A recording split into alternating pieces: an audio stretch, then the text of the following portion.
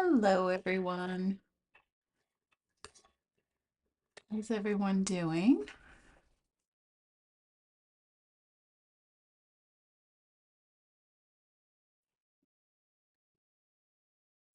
Ah, okay, that's good.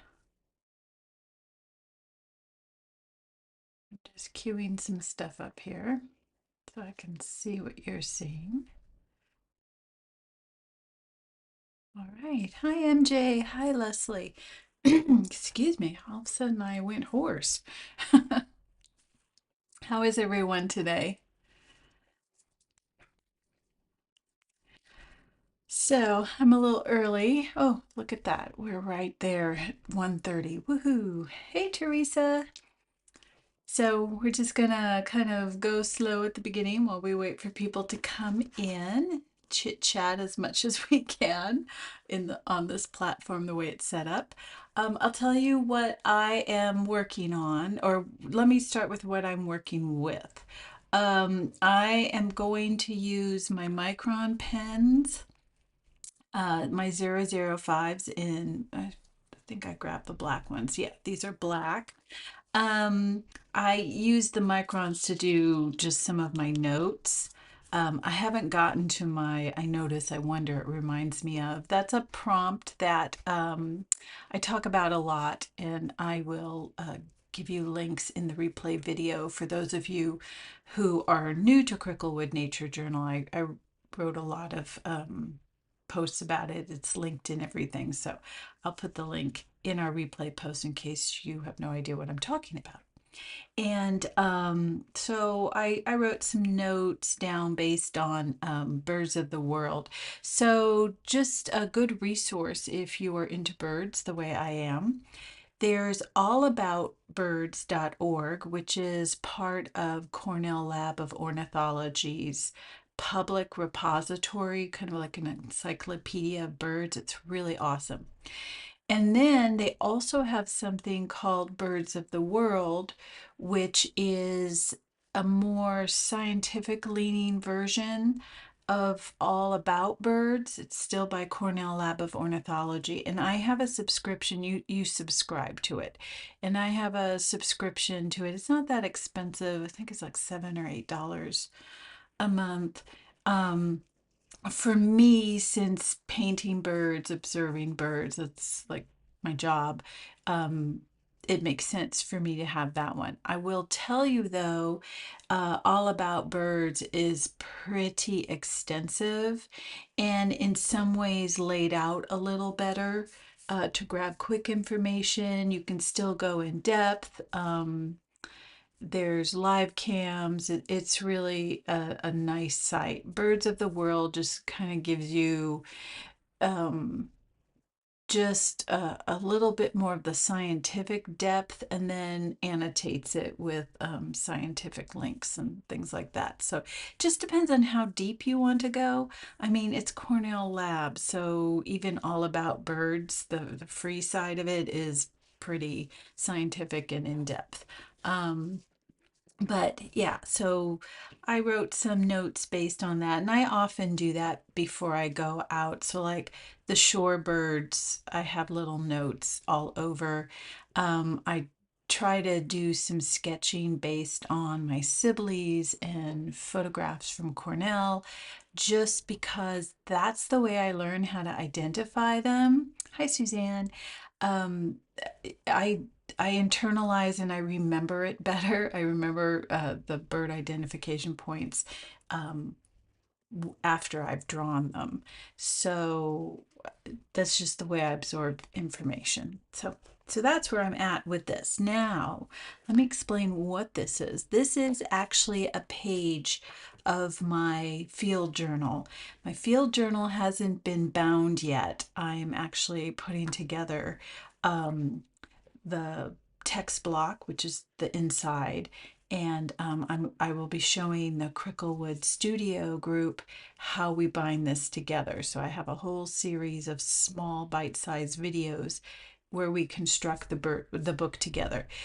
And so because my field journal is not yet put together, I have to create one of what we would call a folio. So I have another one just in case I had messed this one up. And so I taped it down to some foam core because that's just how I like to work. You don't have to tape anything down. But because the binding I'm teaching, everything will lay flat, even when it's bound with multiple sheets. The way there's, how do I explain it? There's no hard piece to the spine. It's not a case bound book. It's what's called a Coptic book. And so the binding is exposed, which means it's still strong and holds together because of the stitching that provides the support, but everything lays flat, just like a piece of paper. So I thought I could get away with taping down one of the folios that will become part of the stack of papers that we fold, or what's called a signature. I just make it the center one, and I'll be good. So that's what I was showing earlier too on notes. This is actually the map that's going to fit in there. So I'll have the book, and then the map will be taped down so it pulls out, things like that. So yeah, so that's what we're doing in Cricklewood Studio. And so I'm just gonna work on this. So I'm gonna use microns to ink, pencil to draw, and then I'm going to use watercolor. And I have my big studio palette out here because my field kit is already in my backpack, which I keep downstairs, so that I don't have an excuse not to go into the field. I can't say, oh, it's upstairs. It's already by the door, ready to go. So I'll be using my studio palette. And something fun that we're going to do this time. Let me make sure that I'm in frame for this one. So I just got an order of brushes from Rosemary & Co. and I'm gonna try a new brush. So this is what's called a designer round. What makes it different from the spotters I normally use is that longer. It's longer and has a sharper point. It's still like, this is a, what's this? This is a number 6. It might be a tiny bit, actually it's not. It's about the same size as a number 5 spotter, but in diameter, but the spotter ends right here. This has a longer point. And I just want to give it a shot to see if this, because one thing I learned when I was painting my big owl painting, which I will reveal at some point. Now, right now, I'm still kind of fiddling with it, which I need to walk away. But that piece is 30 inches by 22 inches, and the spotters were great, and I still use the spotters on big pieces. But sometimes I need to have something with a really fine point that isn't a tiny, tiny brush. So I'm trying these out. So we're gonna work with these. Now, I've not painted with these at all yet. I just like 5 minutes ago dissolved the sizing on the bristles. So yeah, so we'll have fun. We'll see how that works. And yeah, so that's where we are. All right. And how are you all? Somebody put something in the chat that lets me know you can hear just fine.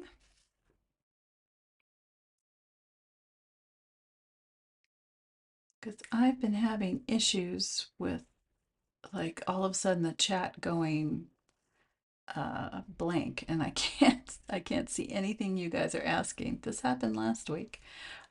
So okay, so I'm just gonna go ahead. So hopefully you're working on your own thing, but if you're not, you are welcome. Okay, great. Leslie can hear just fine. We're all good. Okay, so you're welcome to work off of the herring gull that I have up.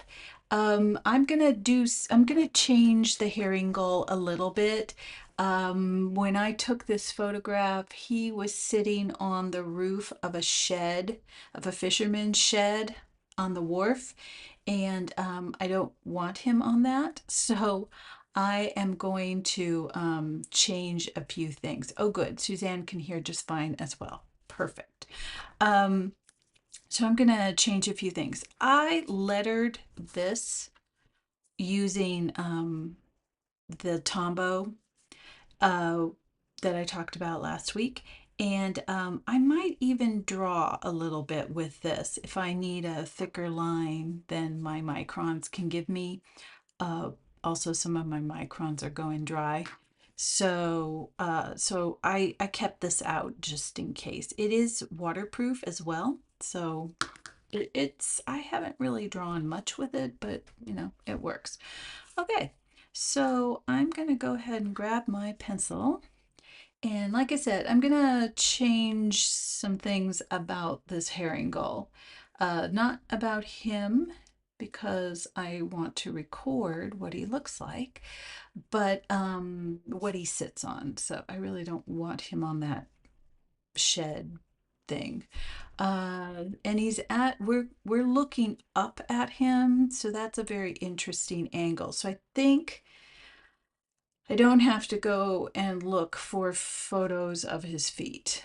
I think I can still keep the same structure. So let's see, let me go ahead and put his perimeters in. So I don't want him to go higher than that. And I think I want the top of what he's going to sit on right here. And I'm going to go ahead and sketch what I want him to sit on. So let me make sure I'm still in frame. And so I don't want him to, I want his legs to end here. And I am actually, oh, I have choices now. I was going to put him on a rock. I could put him on a pylon, actually. Let me look at him. Yeah, maybe I'll put him on a rock. I'm tempted, though. I'm hesitating because I don't know. Okay, I think I'm just going to put him on a rock. So let's go ahead and just put some rock kind of like formation right here. And I'm just going to kind of make it go off the page. And then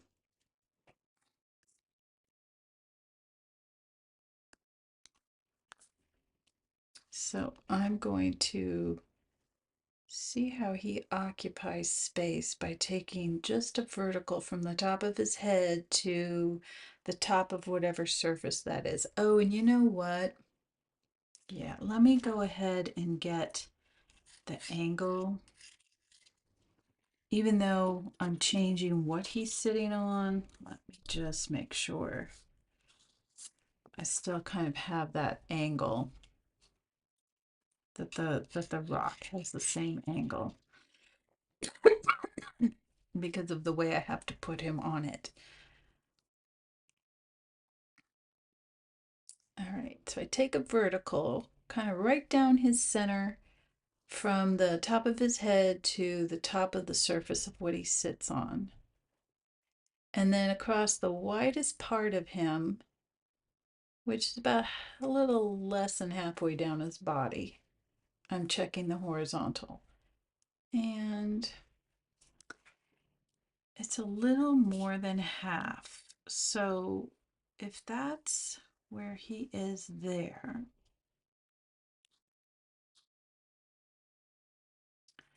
let's say I don't want him, well, he's got to kind of line up with this. Maybe I better put this, yeah, okay. Adjust that angle again too. I'm actually going to leave that because that's going to, yeah, I'm going to leave that. That's texture.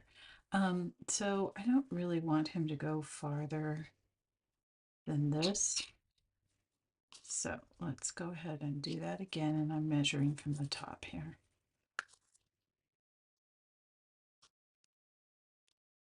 So we're talking a little over half, which is about right here. And then I like to take that measurement and go up. Yeah, see, a little over half. So that's good. So he's kind of occupying right here.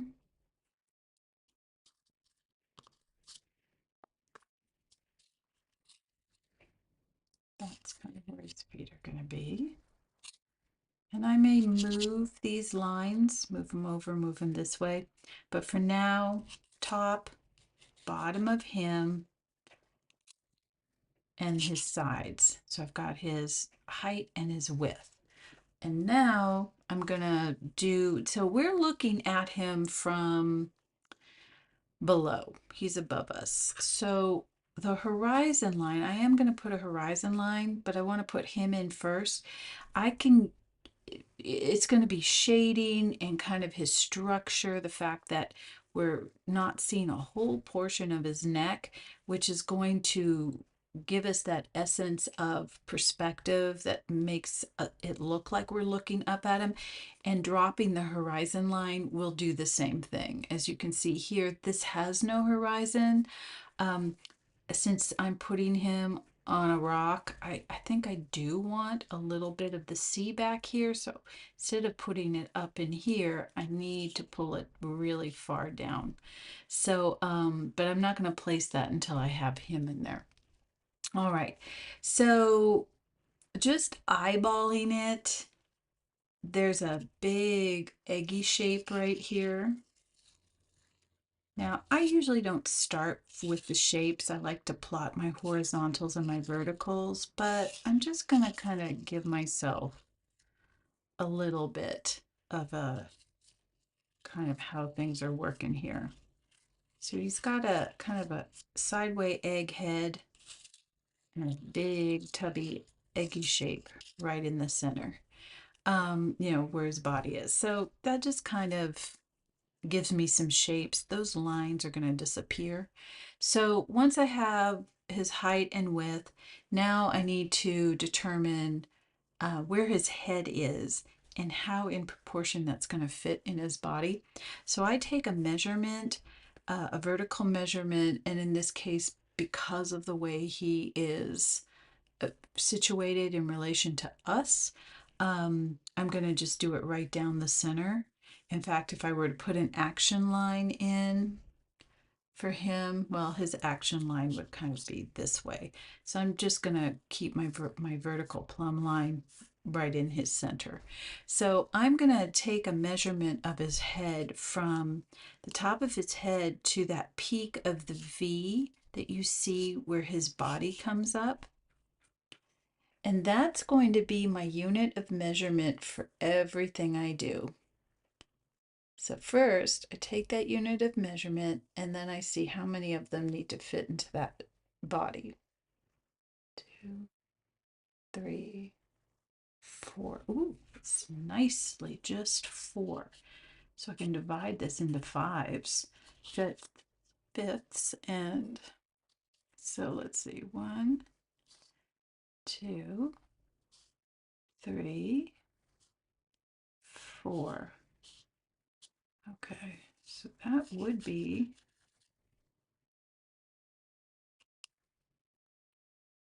but now I don't know if that's right because this might be too shallow. So I'm going to take that unit of measurement, that head, from the top to the peak of the V, where his body meets his head from our perspective.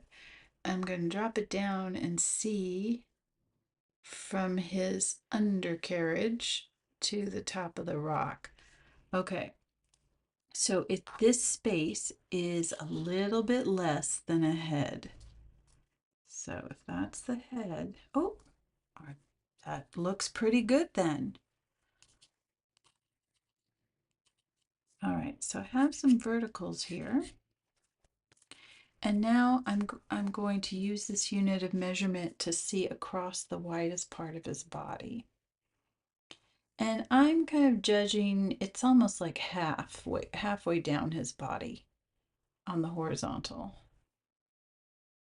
2, 3, 4. It's a little bit less than 4. Okay. So there's 1, 2, 3, and 4. I have it right at the 4, so it needs to come in a little. Let's go this way. 1, 2, 3, 4. It's still even. Okay, so I have a decision to make. I can move him over, but I kind of like where he's situated, so I'm going to bring this in.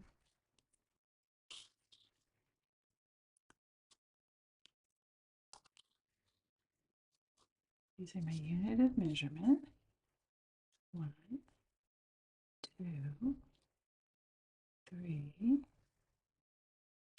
4. Actually, I don't know why that did that. Let's do that again.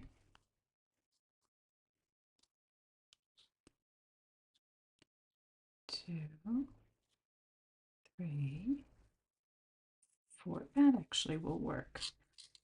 None of these lines are set in stone. We can always move them around. All right. Let's see how wide that head is too.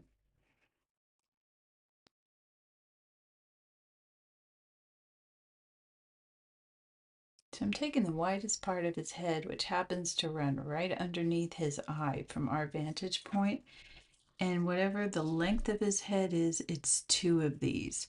Now, before I go any further, I think I better, since I know this is the outer perimeter of him. That's where his head is, that's where his body is, and this is where his legs will disappear behind. Let me take away some of this extra stuff. Before I actually put in his head, I need to get the angles kind of correct. And I need to establish a midpoint here. So let's see. Because I'm using this as his widest point. I need to bring that down a little. Okay. All right, so this is building the grid. We're building the grid based on our subject. And it's different than when you hear people say, I'm transferring a drawing based on a grid. That's not what's happening here. What we're doing is we're kind of plotting horizontals and verticals to start to get at the bigger shapes and to position things. So when you are, especially when you are doing living creatures, but it's across the board, anything, you want to make sure you have things proportionally correct and things are in the right place. And so this is just one of many ways to do that. But before I go ahead and put in his head, let's get some angles here. So in this case, I'm ignoring his beak. I'm going to treat his beak as a detail, and I put that in later. So I'm just trying to get the angle from the front of his face to the side of his body. And it's kind of this. And then from the side of his body to where his under area is. And then on the opposite side of his head, that back of his head to that shoulder area. That's the angle. Whoops, I think I took it too wide. Yeah, I did. And this side is straight for a while. I like to use very long lines. I get rid of them later when I don't need them, but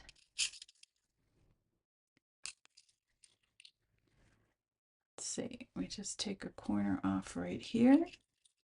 So I use, normally I draw like this, or if I'm in the field, I do have a field easel that I tilt up so I can still kind of draw the way I'm used to, but it works whether you're flat or vertical or anywhere in between. So basically what I'm doing is I'm establishing a box. I'm putting in some horizontals or some vertical divisions and some horizontal divisions. So making them And then I am carving away at the box. The reason why I want the angles in, it gives me an idea of where to center his head. So let's see. So we determined it's actually 2 widths, and the how wide his head is actually 2 of the lengths in there is what I meant to say.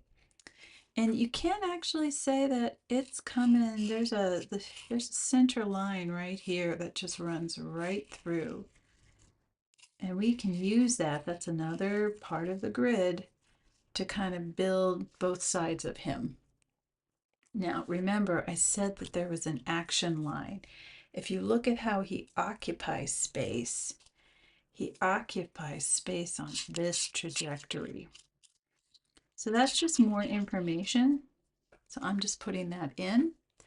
Otherwise, if I don't have kind of how he occupies space, I run the risk of actually building him as a stack, and he's really not a stack. He is kind of moving this way in space. All right.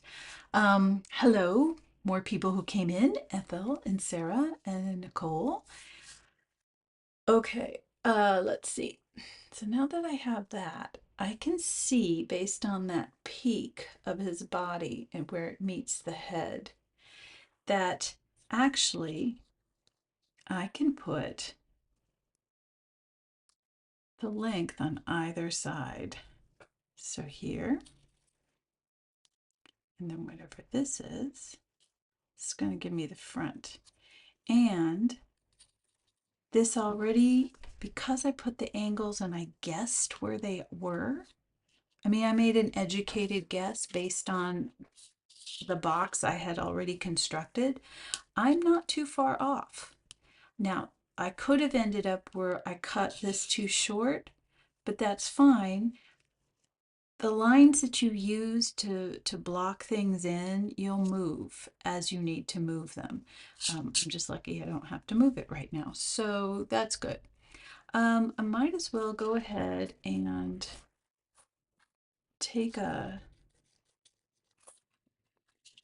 go ahead and divide this into 2 as well, 2 halves. Because that is the bottom of his eye. Yeah, that's pretty good. Okay, so I'm gonna just put that in. Not gonna do too much with it right now. And now I start to look for patterns. So if this is the front of his head, and this is the back of his head, and this is the top of his head, I can see looking, as I look at the herring gull, that this bottom leg lines up with the front of his face. So I'm just going to double check that. Actually, it's at a slight angle. It's going to come down here. So his leg, which is not at an angle, literally comes just straight down. But this point to this point is a slight angle. And I do that by measuring it like this. Now, if you are going to keep track of the series that I'm doing on Tuesdays, I'm going to, I think I'll just film that at my drawing board, and I'll show you how I'm doing this on the reference. So don't worry about it if this is all new to you and you're like, I have no idea what she just did. I'm trying to describe it as best as possible. Those of you who have done the foundation workshop or who have taken my live online workshops where we work in real time, that I don't do on Substack. This is off Substack. You're used to this. This is the way I draw, and this is the way I teach you how to draw. But for those of you who are just joining us today, and welcome, I'll explain it in the little series that I'm doing. That series is a bare basics introduction, and it's meant to support you as you go through Cricklewood Camp, just in case you aren't a Cricklewood subscriber, or you're a new Cricklewood subscriber, or you're new to drawing. I thought maybe you need something really basic, and that's what that is. But I'll explain this during one of those sessions, or spread over two. But uh, I have the chat up, so if you have questions while I'm working, pop them into the chat. All right, so let's see. And I might as well get just a ballpark of where that other leg is too. So I'm using my unit of measurement, top of the head to the peak of that V where his neck is from our vantage point.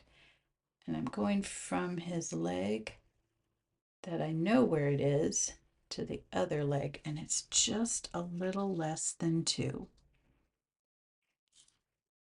So there's 1, and that's 2. So it's going to be somewhere in this vicinity right here. And I say somewhere in this vicinity because, again, all of these lines, they are merely a way to do our, I would call it our second best guess. We laid down some lines where we thought things were, and I didn't have to move around too much because that sometimes happens as you start to internalize this way of drawing. You're going to find that what you struggled with at the beginning of your block-ins when you first started is not from a few months from now what you're going to be struggling with at all. That things will start to fall into place because the way I teach you is training your eyes how to look, and then communicate with your hands how to translate. It's all a very circular way of learning how to draw, and you can apply it to anything. So, anyways, I digress a lot. So we're making our best guess, but we're also keeping it to our unit of measurements. We're getting things in the right spot, more or less. All right. So I'm looking at this right now, and I think I'm gonna go ahead and do the top of his body. So we've got kind of our best guess of the outside of him. So now we're going to start to break that up into more subsections and correct what we need to on the perimeter, because I'm seeing some stuff I need to do here, such as this actually has to come down a little longer, but how long this has to come down is in relation to this, and I really don't know if this is long enough yet. So I'm going to actually use this little point that we have here, where this is the bottom of that head, where that V is, that comes off here, and this is our center line. And he is pretty equal off of the imaginary center line. I'm double checking that, you know. So let's go ahead and do an angle. So I stretch my arm out, I lock it in place, and I press up against an imaginary pane of glass. I've said this before, but for those of you who are new, but if you remember last week and you were there, if you move by accident like this, which is what your brain is going to tell you to do, especially, and I'll warn you, when you are out in the field during Cricklewood Camp this summer, your brain, when you press up against the imaginary plane of glass, is going to make your hand do this. And you're not even going to realize it, but then you're going to put your measurements down and you're going to wonder why nothing fits together or why it looks wonky. And that is just because your brain knows, especially when you're looking at something three-dimensional, that it curves around away from you. So it thinks it's helping you, instead of being up against it like this. Pretend that's your imaginary pane of glass. Your brain wants to make your hand do this, thinking it's helping you see that this is round. But what we're trying to do is take a three-dimensional object and make it appear three-dimensional on a completely flat surface. So you have to really remind yourself you're pushing up against an imaginary plane of glass. Your pencil can't do this. It can't move like this at all because you've got a piece of glass between you and your subject. Once I started doing that, when I started drawing, it helped so much. So, imaginary plane of glass. Let me put my reference back up. All right. So, yeah. So I am going to take that angle from this point and put that in.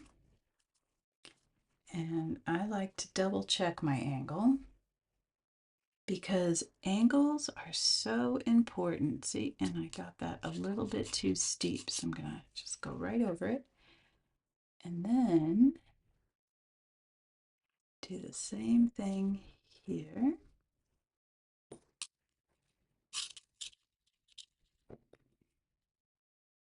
And I always double check.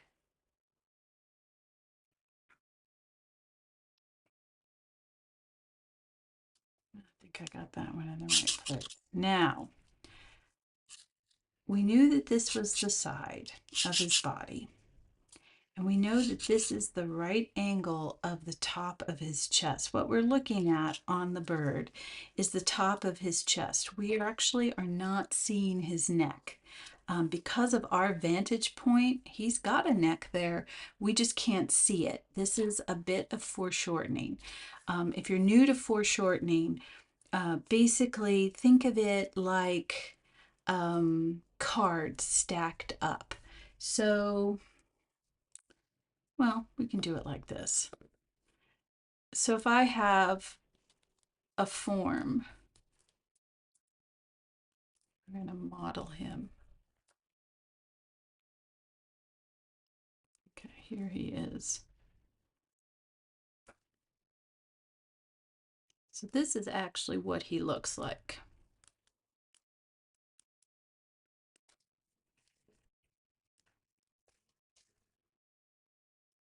See, so he has a neck. Hold on, I gotta see what I'm doing here. Yeah, and that's his chest, neck. Okay, so here he is, and he has a neck. And if we were looking at him straight on, we would see that neck. But what happened, here, I'll move it closer. Whoops. So, but what happens is we're not looking at him straight on. We're looking at him like this. So all of a sudden, this whole bit kind of starts to disappear. That's foreshortening. So what it ends up looking like when we're looking at it is that he's got a form stacked on a form. And that gives the impression of, it gives the vantage point of the viewer in this imaginary scene, and helps accentuate the fact that we're looking up at him. Does that make sense? Okay. No, I'm actually going to want these as two separate pieces. All right. But I'm pretty comfortable with these angles. So, and where they meet the side. Now, we double check by looking at the reference or our subject if we're out in the field, and we're looking at the points where those angles are. And then we take, holding pencil straight out, pressed against the glass, we take the angle from here to here on our subject, and then we bring it to our paper and we see if it matches.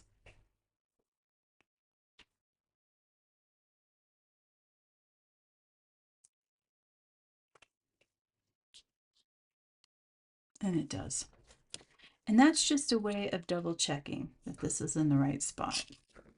Okay, so that's good. And I'm not going to erase anything yet. let's see. Just want to do this side angle one more time. Yep, I need to bring that in.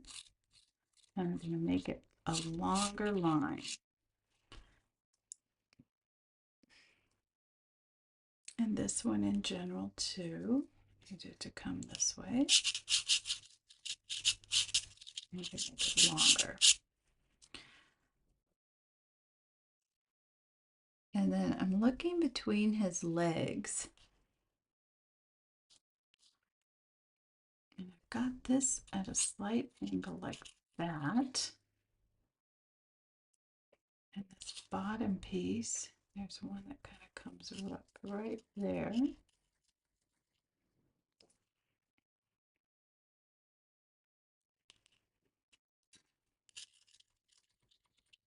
And right there. Okay. Now I'm seeing this one, so I'm lengthening that line out and just getting that angle. And then I am seeing that it needs to be sliced off here. But I'm going to use the front of his face to drop it down. I want to see where that curve happens because this is not in the right place. This angle needs to be moved.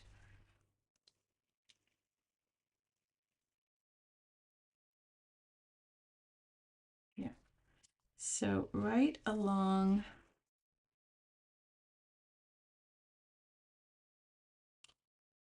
where these meet, it's like a little bit beyond right here. So this needs to be moved out a little bit.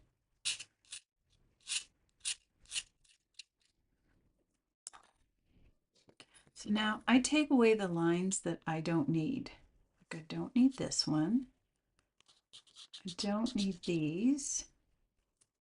And I don't need this little corner here.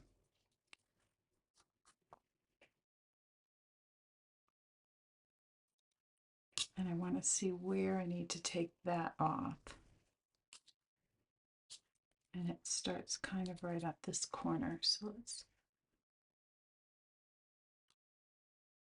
I'm actually taking the angle of that round part.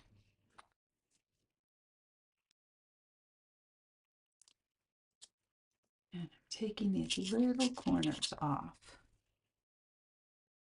And I'm doing them based on the little micro angles I see.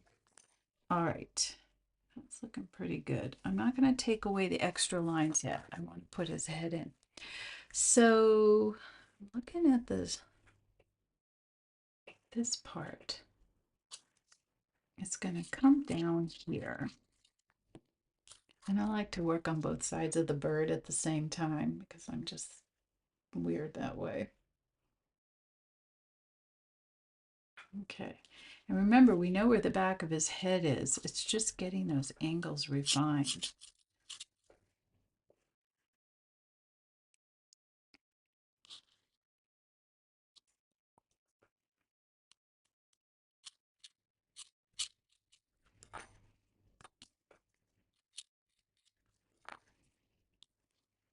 I'm going to take away what I don't need.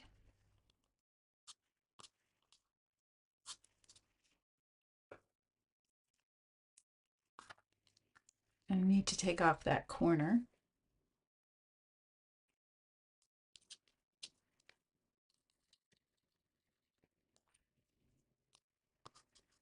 Take away what I don't need, but leave what I do need. I took off a little too much of this.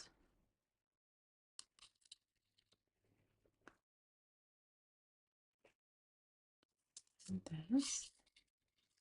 And then take off that corner.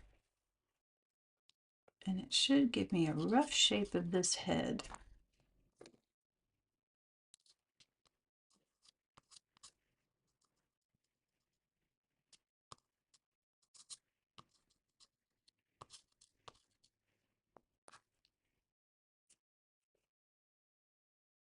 One more corner to take off.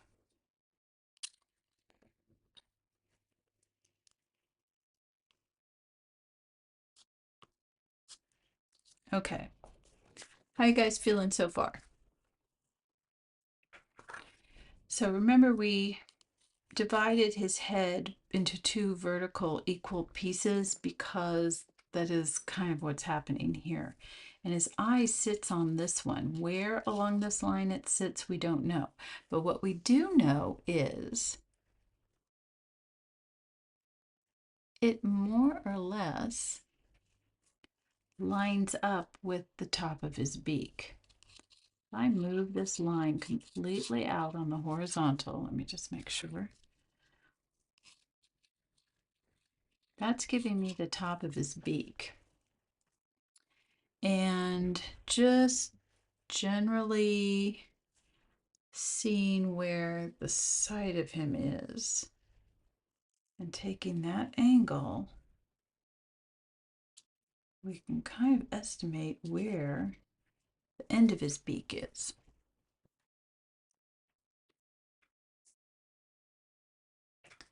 And until we've placed his eye, I can't really put in the rest of his beak. So what I do want to do though is at this point assess what I'm looking at. So I need to look at it vertically.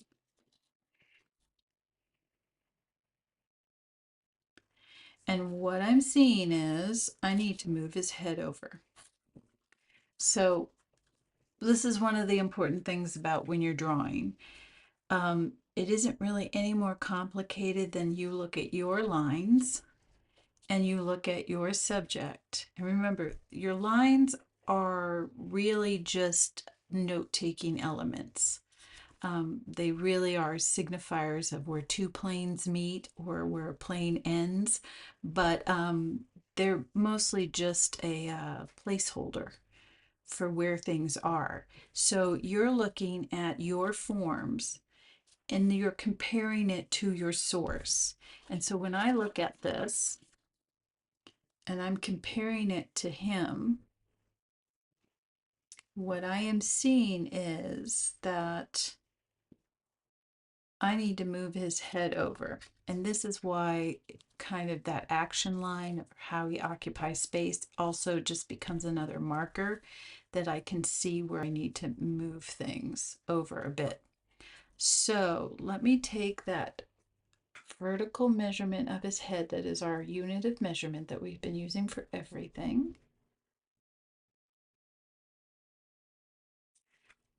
And I just want to make sure. Yeah, okay. So what I need to do is drop a vertical from the back of his head to that foot.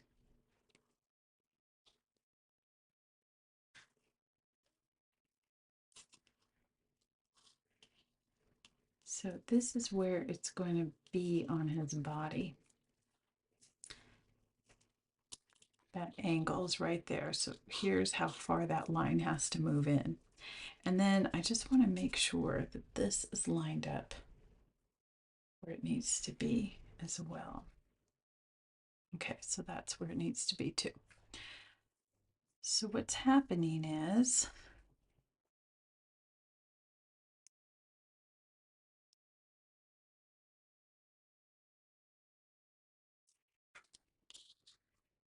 to make sure.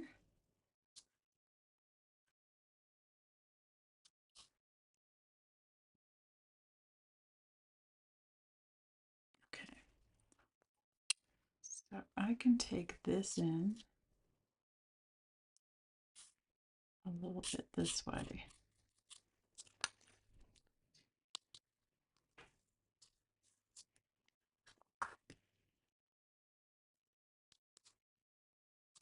I can take this corner off this way.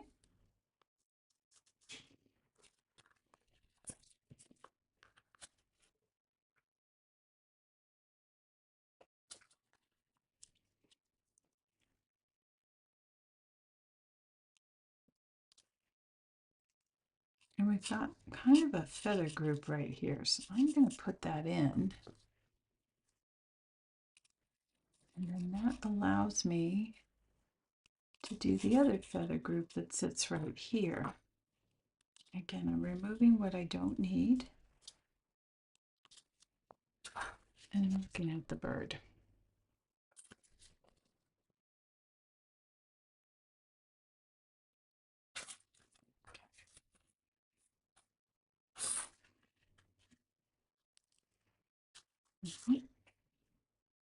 This needs to come up a little.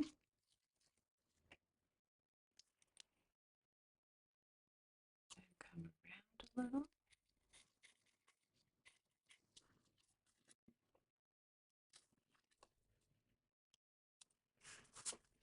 And when I look at this line, this shape, it's kind of doing this.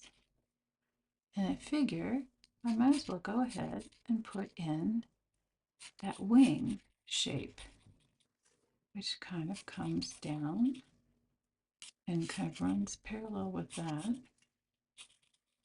and wraps around his body this way.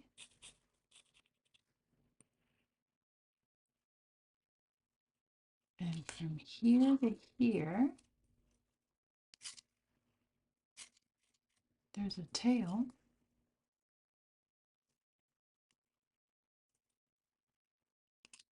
And it comes out like so.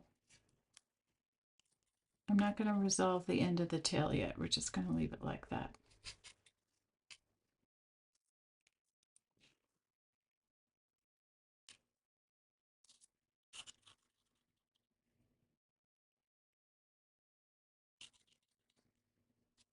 And I'm just looking, kind of going around the perimeter and just looking at these shapes. So there's a joint right here. It's kind of swells out and then it comes in.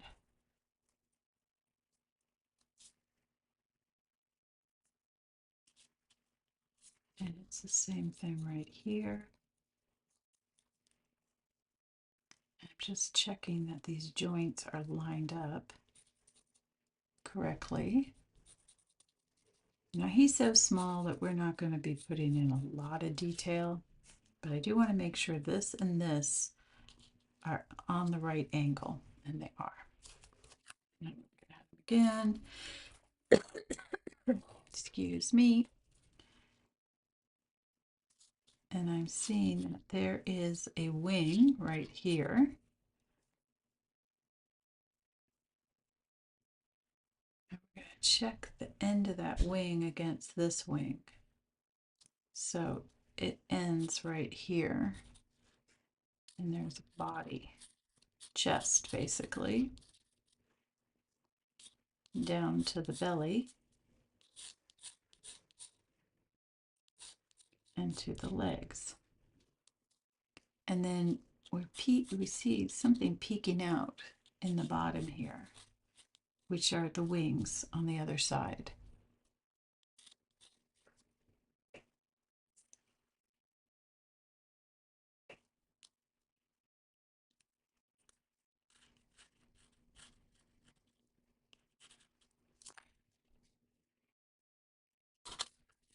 And I see a bit of wing here too. And this can probably be shortened up. Oops. And I can go ahead and take this out now. And I'm going to look what I've done here. This is actually needing to come up a little bit more. It's a feather group right there.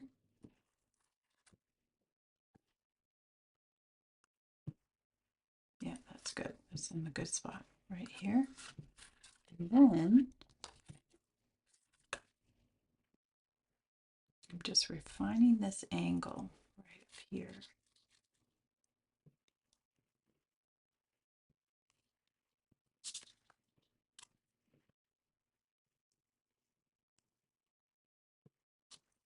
And making sure this one's coming to the right spot.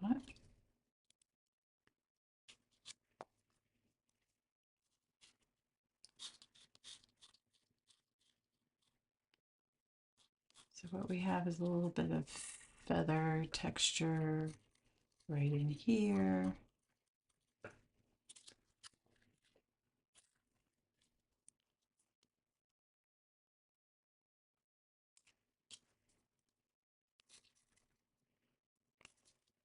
It's a tiny little shape, which I'm just going to put in, but I might have to adjust it.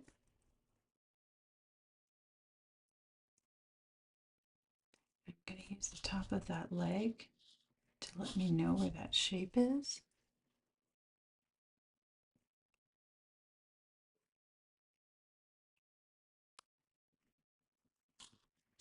Okay.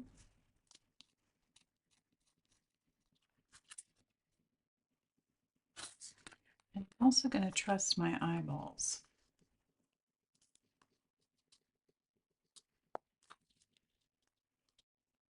So we've got a little bit of a throat. Some throat feathers that come around. And then we've got the eye, but now we kind of move this head over.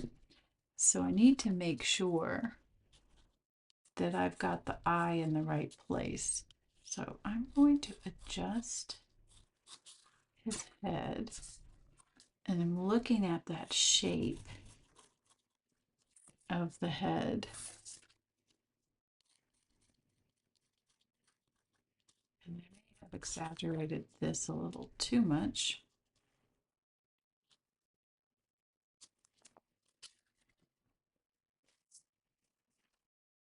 Okay, I'm good with that.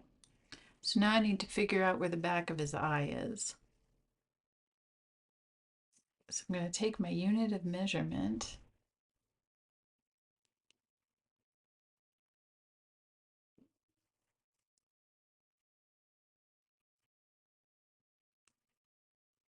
It's whatever from this point to the top is.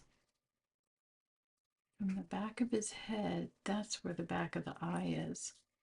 So the back of his eye is roughly right there.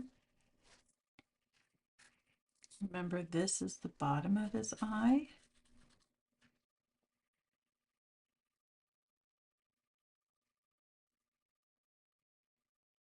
And if I'm looking at the angle from front to back corners, it's kind of like that.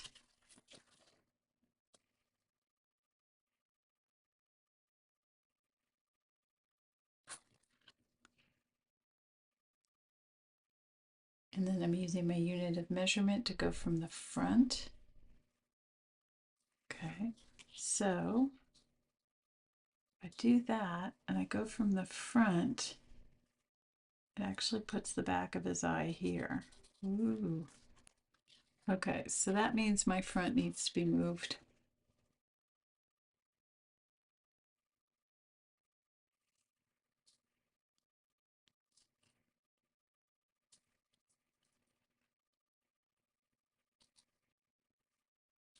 That looks like it's in the right spot.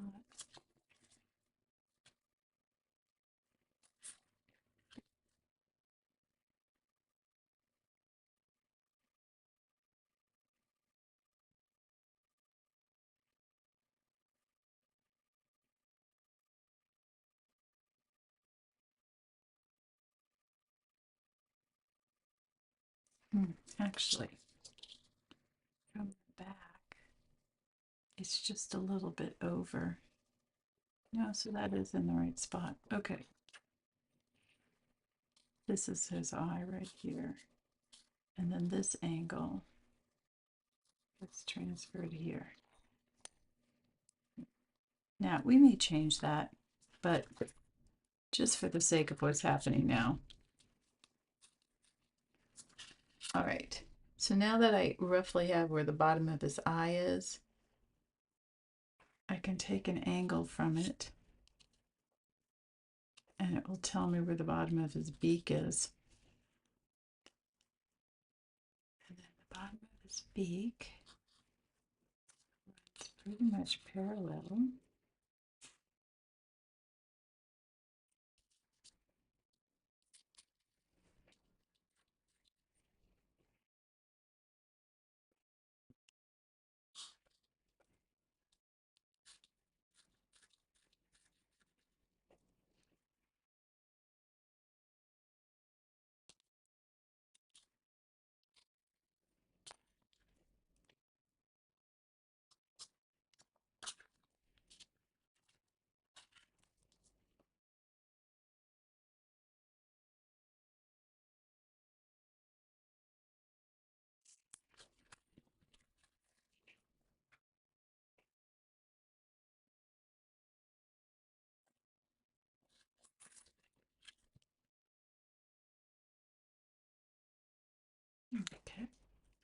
this comes around and it kind of swoops halfway.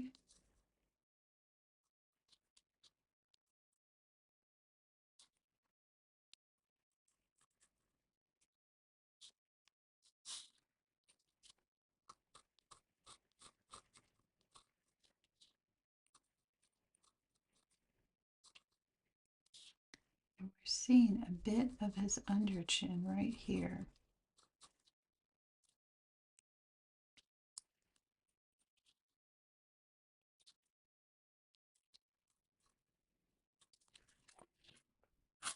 Okay, I'm zooming in.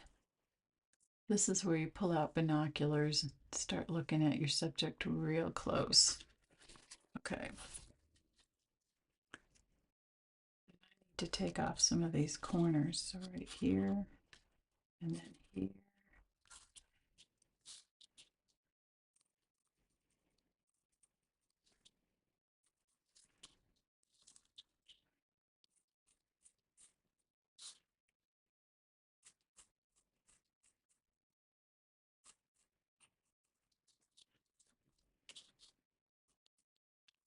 And because he is a bird that eats mollusks and fish, other birds, eggs, basically whatever he can find, he's going to have this hook.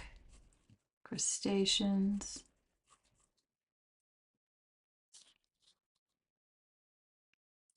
And this kind of wraps around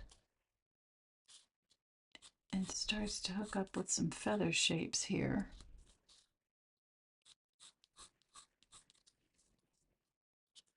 Okay. And so what's kind of weird to see is that right under here, we're seeing a little bit of his underbeak. And so this shape and this shape comes down. And then there's a little bit of a flare. And then it kind of rounds back around. Look at him. Okay.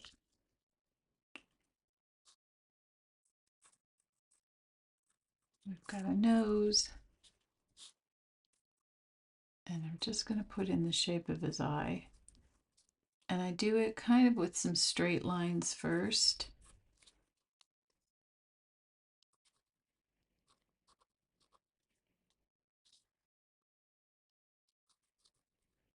And I'm kind of looking at those micro angles and then also realizing he's got round eyes. So things are going to wrap around, but with a curve.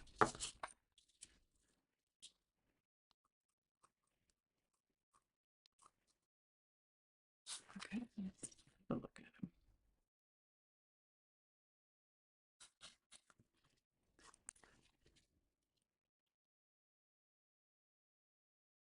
Okay. Yeah, and then what I'm seeing is this needs to round out.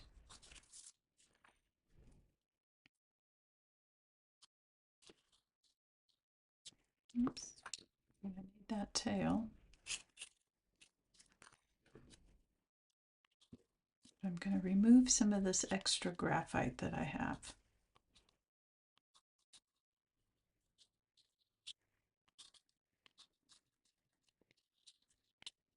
Okay.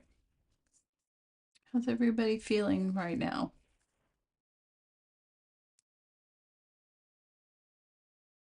Okay.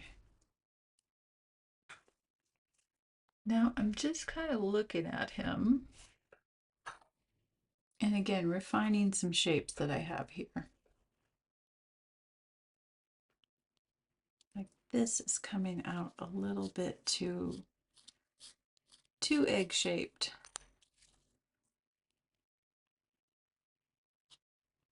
So I just move that line a little bit in.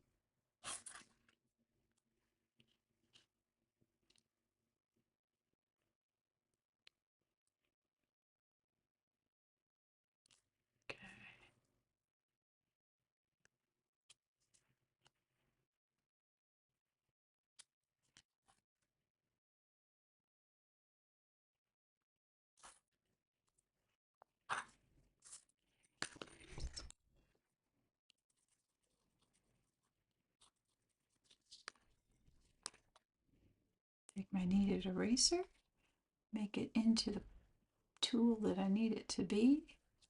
Gotta clean up some of these lines too.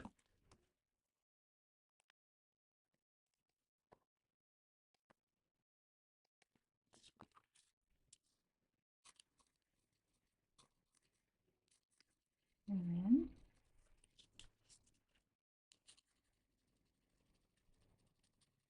I'm just going to shade with my pencil. So he's round. The light is coming from this way. So this is all going to be in shadow. And let me just double check here. I need this to come in. I need this to kind of fly out. And then I'm going to take my pencil and I'll explain more of this over the next week. But what I'm putting in now is what's called a core shadow. I just want to make sure it's at the right trajectory.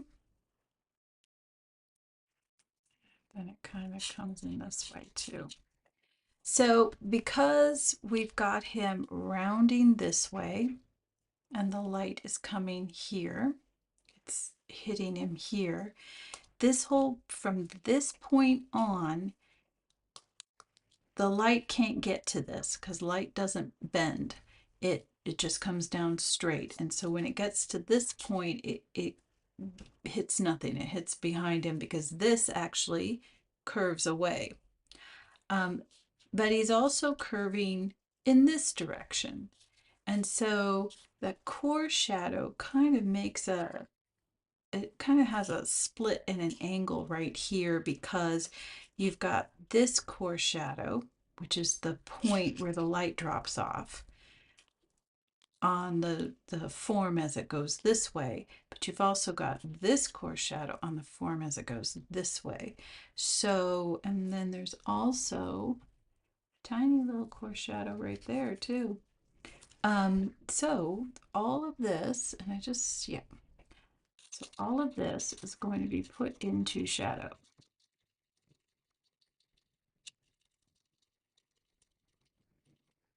And this is in shadow.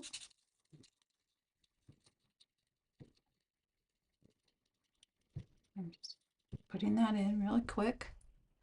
There's a tiny little cast shadow here, but we're not really going to worry about that. We've got a shadow up in here because this part of him also disappears. And we have a shadow right in here where his wing meets his body. So I'm going to take out some of these extra lines that I had in. Normally I would just leave them in because they don't bother me. But it might make it hard for you to see what's happening here. And the idea is, when you are shading this in, and I'm doing it really quick, is that it is basically the, you're grouping these shadows together, so they should be approximately the same shade. But we're gonna paint over this and we are going to ink over it. Let's see, there's a tiny little shadow right in there. And we've got some shadow right here and some shadow right here. And I'm going to lift some of the graphite out that's in here and clean this up a little bit. All right, just having a look at him right now. Okay, and I'm going to go ahead and put his rock in a little better.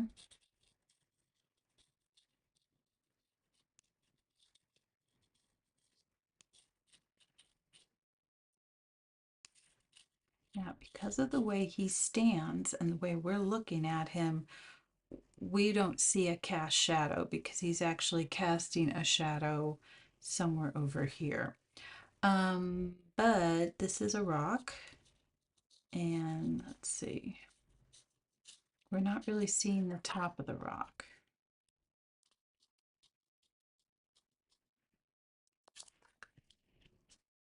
Because we're seeing that bottom edge, but we could be seeing something right here.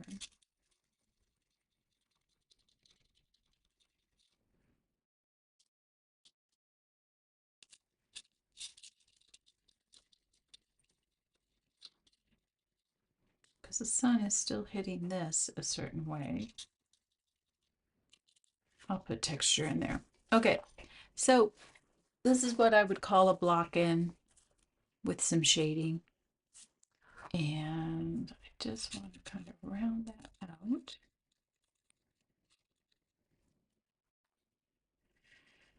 And okay, how's everybody feeling right now? You're all hard at work on your own stuff, which is really great. Sometime during the next 2 months, I will figure out either we will do it as a Google Meet or a Zoom or something where we can all like gather, be like a live campfire. And that way we can show what we're working on with each other. Okay, I'm just going to lift some of my graphite up because I'm going to lay paint down. I thought that maybe I wouldn't lay paint down first. I'd ink first and let the ink do the heavy lifting. But for time's sake, I think I will ink on top of dry paint. And because I can establish shadows and forms and things like that a little quicker using paint. So is it helpful if I move my palette like this every so often so you can see what I'm mixing, or that doesn't really matter? Let me know in the chat.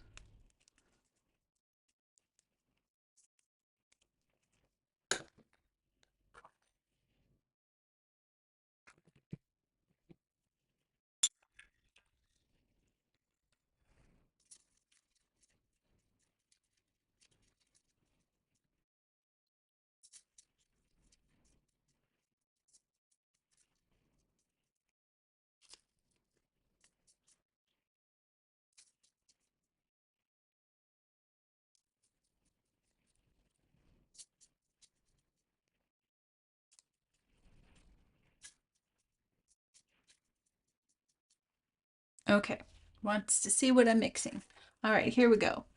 I'm actually, let me get to a screen that I can see. There's a slight time delay, so I need to be able to know that you see what I see. Okay, so if you followed the Munzel system that I had going, yeah, I think this is my hematite, yeah. If you followed that, then you know that the way my palette is set up and why I'm okay with keeping it dirty and just mixing into whatever I have on here is these are all transparent colors. They were all curated to be able to mix together. I am hard pressed to create mud colors with this palette just because the way the Munzel system works, they're all meant to be mixed together and to add more of one than the other to push the color in a certain direction, blah, blah, blah. See, I can even incorporate this yellow, which you would think, why would you put this yellow in there? But I just add more of the black and I'm good.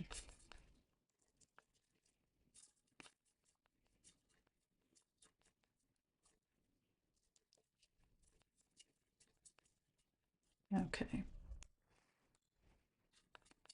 So what I've done here is I had in this well chromatic black, which is this one.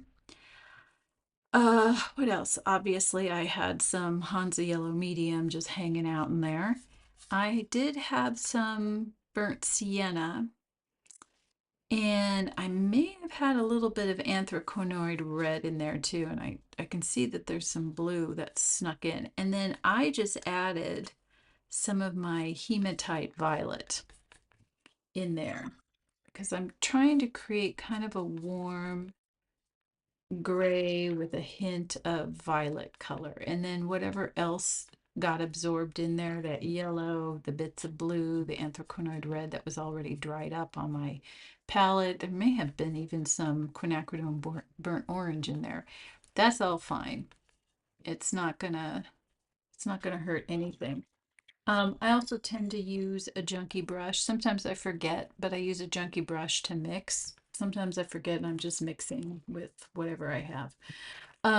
Whatever brush is in my hand. And let's see, I need something to test my colors out on. Oh, geez Louise. Ideally, I need to have the same. You know what? This is just my field journal. So I can actually put the color. So I'm using this new brush. I can put the color right on the edge here. Yes, that's a good color. All right, I do want it watered down a little. And actually, let's do a little wet and wet here. So I'm going to just follow what I put in. I'm going to wet this area where I have this shadow along the core. And I'm going to pick up this mixture that I made. Just going to kind of put it in all over.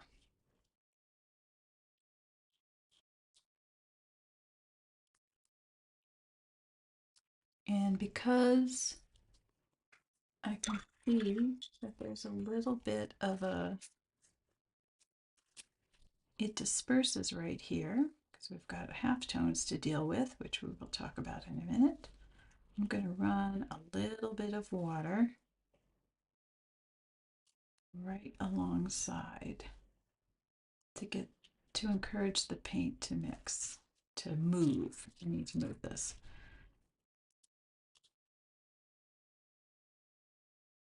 I want it to kind of soften and feather out. There's a hair right there. And I can keep it feathering out by just adding not more water, but just bringing that water out. Because the pigment will always want to follow water. Now I normally wouldn't go back in there with a brush, but I wiped the brush off and I'm just kind of getting that paint to move a bit. Okay.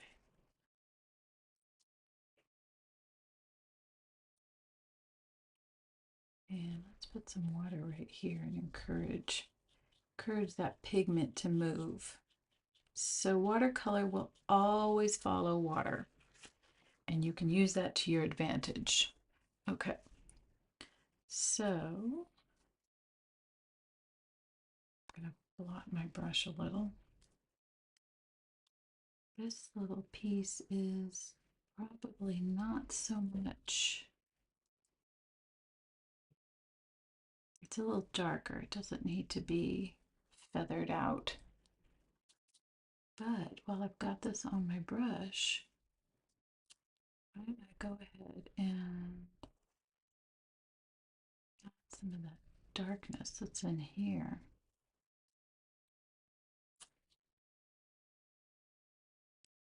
Okay, I gotta tell you, I'm loving the point of this brush. Don't get me wrong, I adore my spotters, but holy crap.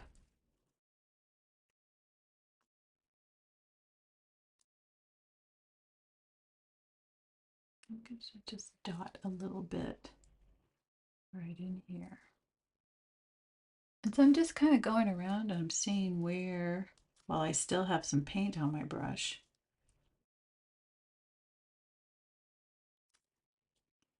where I can put some of the feathers. Whoops, I'm creeping up, aren't I? Yeah.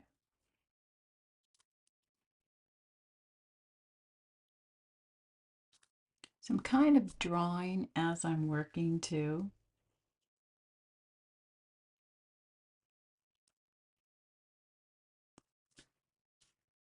And I'm just looking for some areas that are really dark. And there's like a band right there. And then we're looking kind of at some wings here.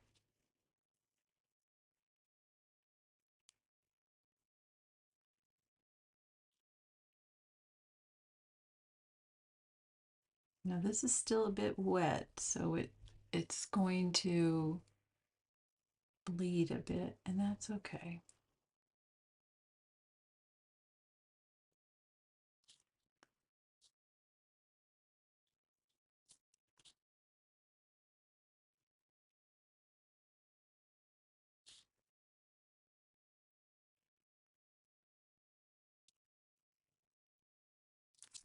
Sorry, I have to look at it straight on. It might have been a bit too wide with that, but that's okay.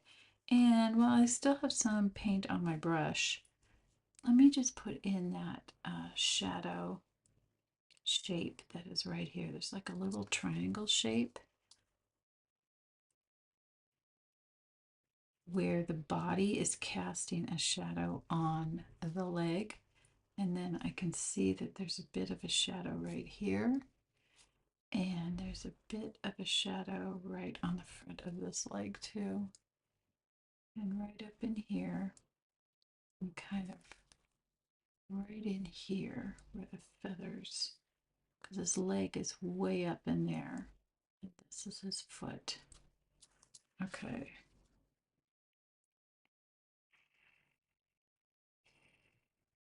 I'm just looking around to see if there's any other like dark spots. And so I'm not necessarily looking at the color of his feathers right now. I'm looking at the shadows. Um, I can tell you.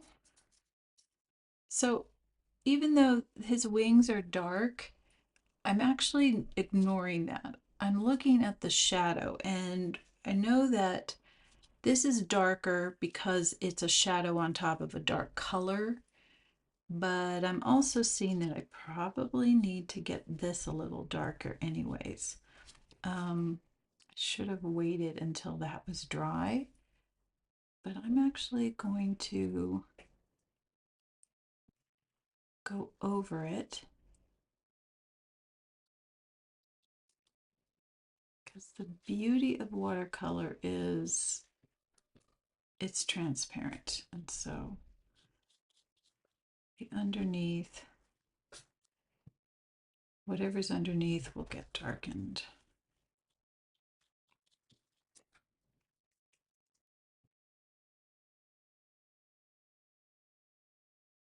So I'm still looking at what I'm doing in here in terms of the shape. And I'm just darkening up this initial shadow.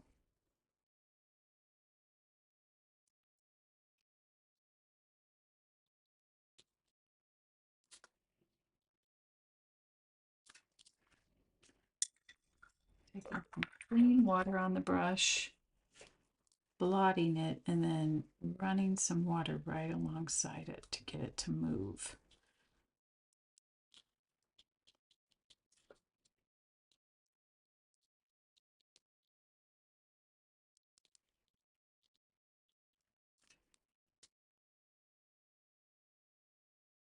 I'm not worried too much about that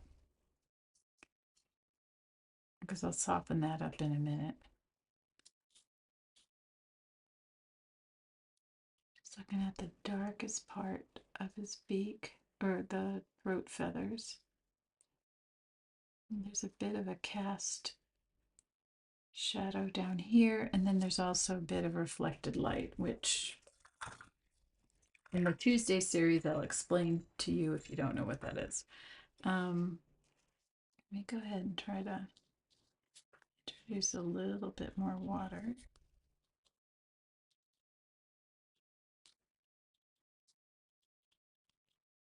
Okay, not too much. I'm going to dry this off.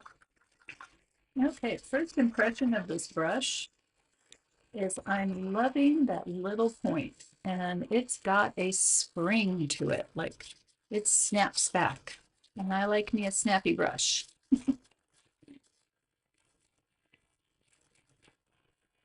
All right.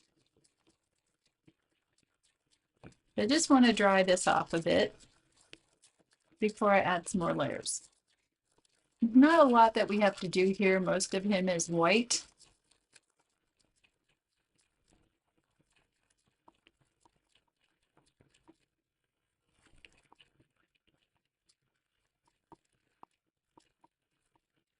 Now, by introducing that hematite violet, I did turn my black a little smoky, a little bit more towards the purple.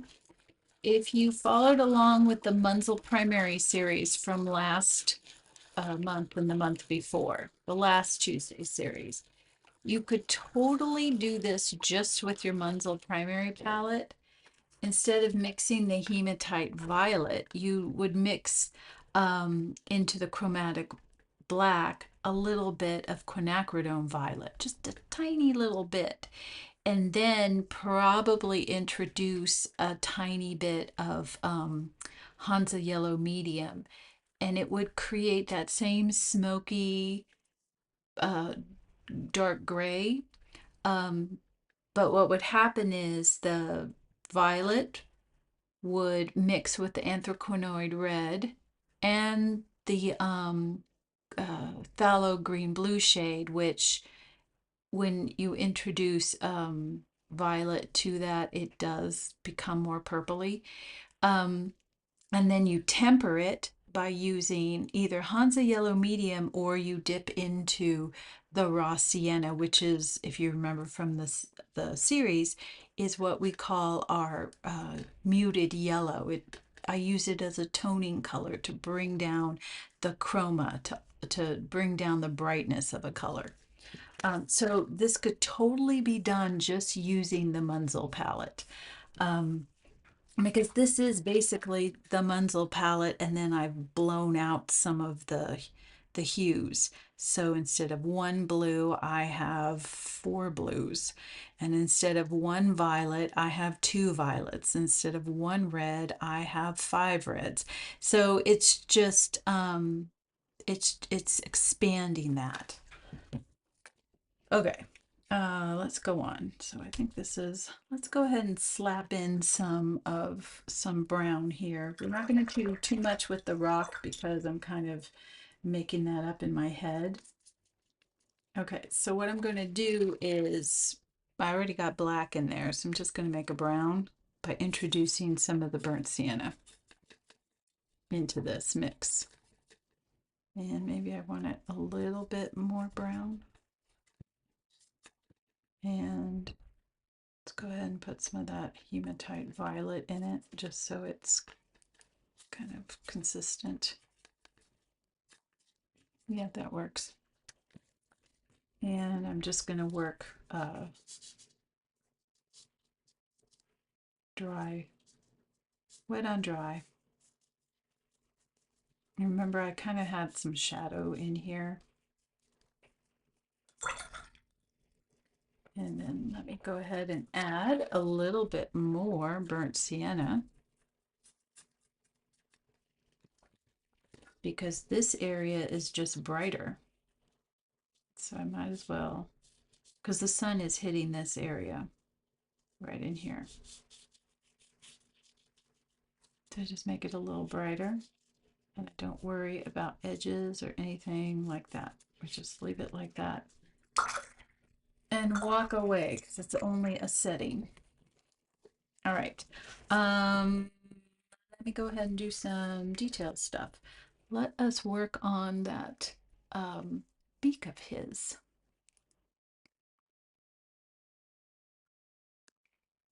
Now, when I'm in the field, of course, I can use my camera lens to zoom in or binoculars to zoom in, but I really can't, you know, like right now I'm pinching and expanding to zoom in. I can't do that when I'm in the field. The birds don't like it. What I'm going to do is let's try the smaller size. Ooh, I didn't do that great of a job taking the sizing out. All right, I'm going to pick up for the bird's beak. I'm going to take some of my raw sienna. I'm just going to put it on my palette here. And I'm going to, since this is a muted yellow, I don't need to make it that thin. Raw sienna is unlike its cousins. This is natural sienna, I'm sorry. Raw sienna is slightly more semi-transparent, whereas natural sienna, which is the one I'm using, is transparent. So I don't need to thin it out with water all that much. And I think I'm going to hit it with just a tiny bit of this hematite violet. That's too much. Just a tiny bit. See how it knocked? This doesn't have a lot of chroma or brightness to begin with, but it just knocked it down even more. Okay. So what I'm going to do is pretty much writing on the tip of my brush as I get up in here. And let's take some of that water out. I'm just gonna feather in, taking some of that pigment off my brush.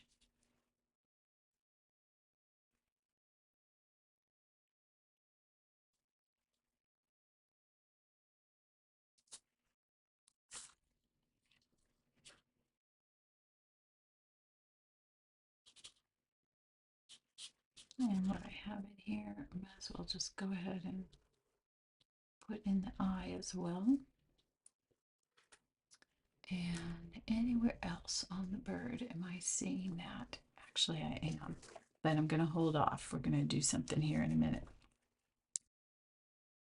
Let's let that dry a bit, but not dry off too much. I am going to pick up, I'm going to pick up some of what we call, this is anthraquinoid scarlet. No, that's the wrong color. All right, I'm going to take some of my anthraquinoid red, which is a Munsell primary. I'm going to hit it with some of my transparent pyrrole orange, which is a combination I use a lot to make bright red. Oh, that might actually work. And I'm going to see where this is. Just going to add a little dot right there. Blot my brush and kind of work it in.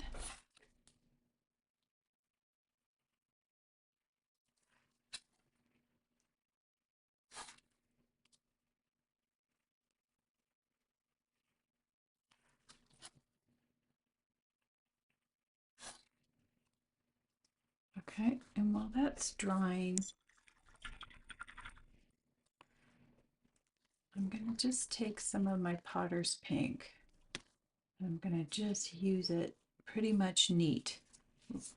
I bought this specifically to use for shorebirds.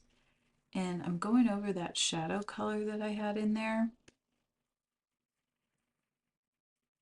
because that shadow sits under the color anyways. So, whoops, there we go.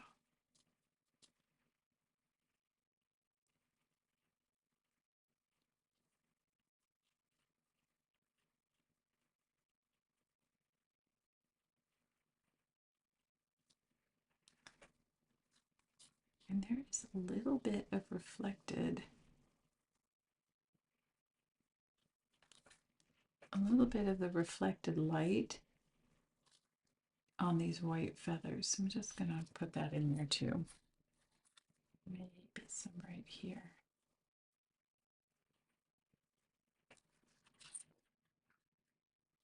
Okay. I have to address those shadows too. Just kind of looking around. Okay.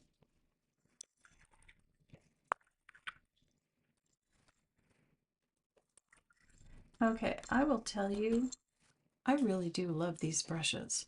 Just one time using them and I'm already in love. But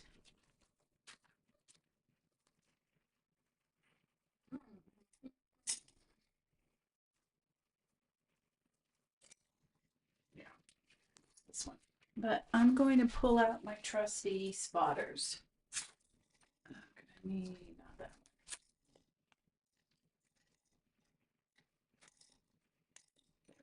This one. Okay. I just pulled out my trusty spotters. These are this one dirty brush. These poor brushes have been through the wars. They just did a marathon, a really big piece that took me about 55 hours to do. So, and I used these brushes without swapping them, and I'm impressed that they held on. All right. Yeah. So this is still kind of drying, but that's okay. I am going to not do anything in here yet. Let's adjust some of these half tones. So to make him look like he's round and not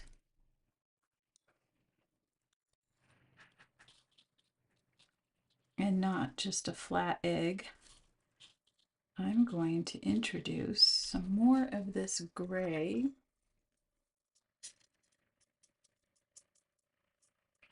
Okay, so we're still in that puddle. And I'm taking some of it and I'm just moving it into my blue area. And then I'm going to take some of the natural sienna. I'm going to add it to it because I need it to have kind of, not that much, kind of a golden, just introduce some more black. It needs to be kind of a warm gray here. Smart this.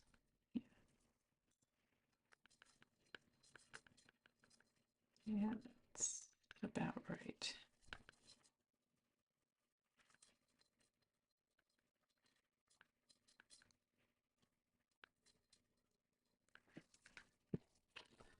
Okay, let's hope I didn't dry that off too quick. All right, and I'm just gonna right on the tip here. Oh yeah.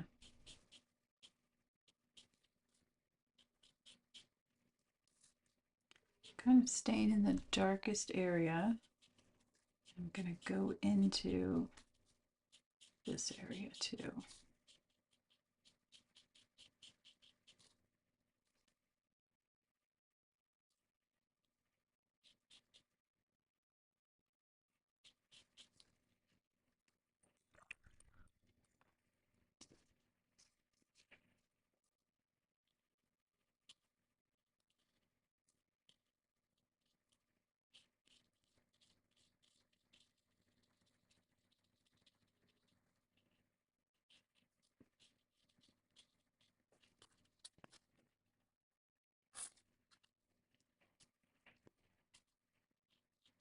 And while I still have some water on my brush, I'm just encouraging this to kind of move into this area.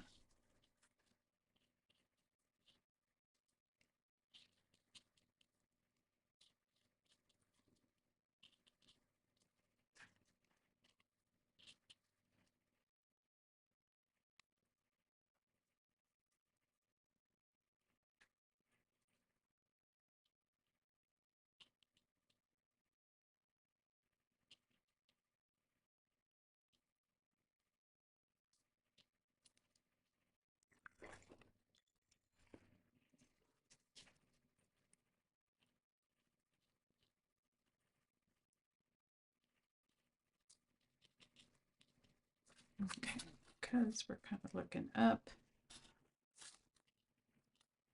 Okay, that's all right for now.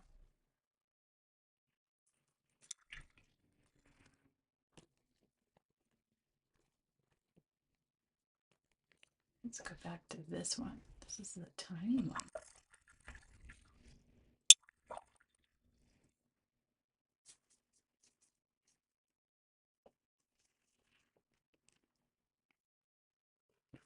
All right. Yell at me in the comments if I go out of frame, because I'm not looking at the same screen now. So I'm using that really sharp tip of this brush to kind of put in some of those little feathers.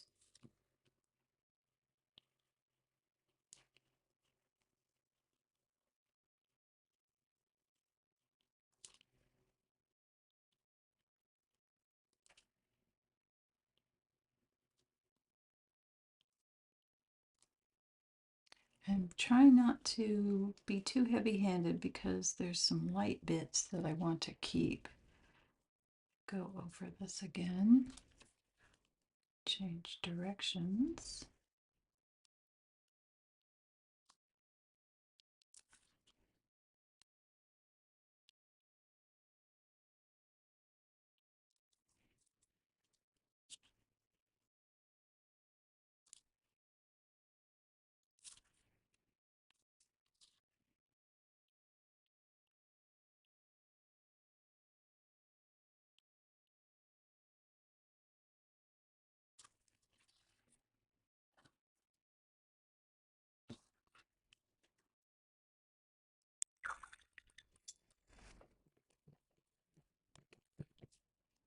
All right, I'm going to hit this with a heat gun for a minute.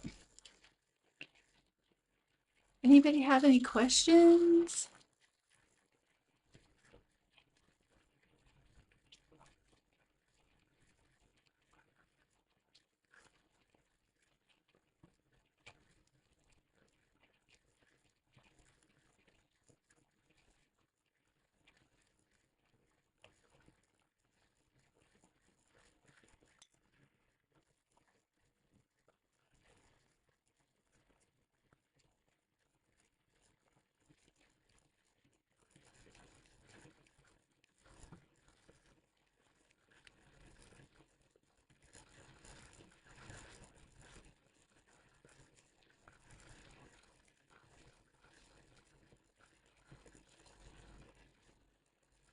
Okay, so I adjusted that mix by just adding a little bit more of the quinacridone black to cool it down. Oh, this is kind of hot. Hold on. It's the thing about the heat gun, it makes your paper real hot, and then if you go with your brush on it, because I use synthetic brushes, your brushes start to, it's not good for your brushes. All right, I'm just gonna put in some of these shadows right here.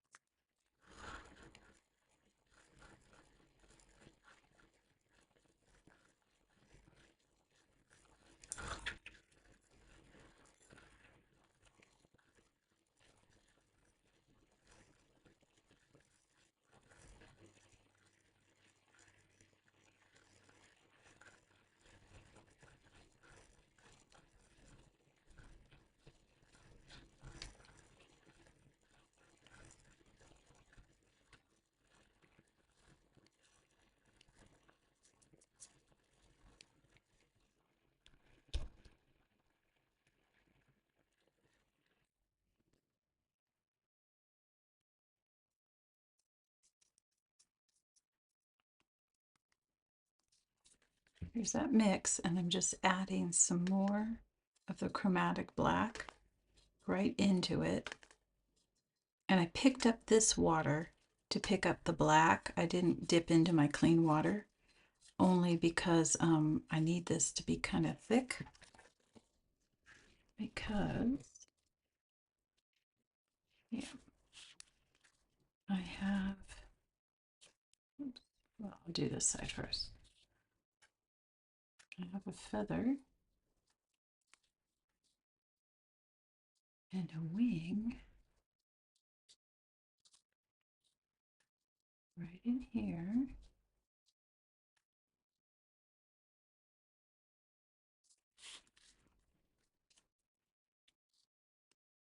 That wing is right here.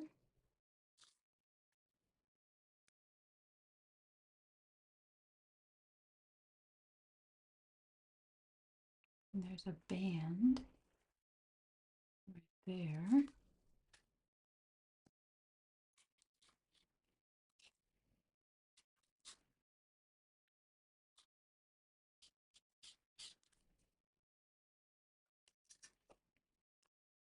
Just added a little bit of water to thin it out.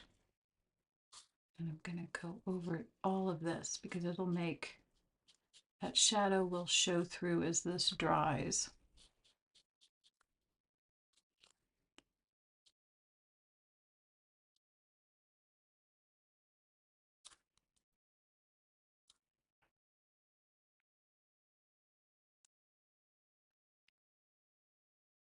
Okay, there's a little dot of this right here.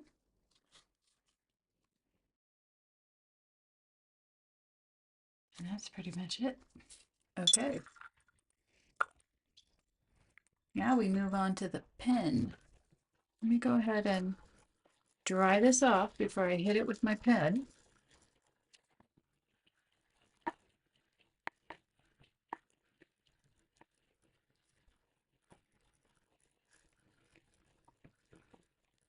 So does anybody want to share what they are working on right now? Or, and who is participating in Cricklewood Camp? If you wanted to pop in, if you already know what your theme is going to be, mine is Shorebirds of Maine. But if you wanted to pop in the chat, what your theme is, if you know it.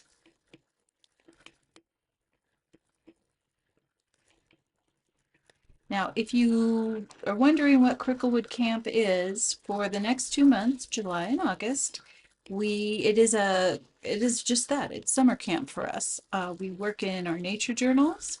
We go out and draw and paint and write in the wild. You choose a theme. The most recent, well, actually, if you go onto the Cricklewood homepage and look for it's titled Congratulations, You're an Artist in Residence.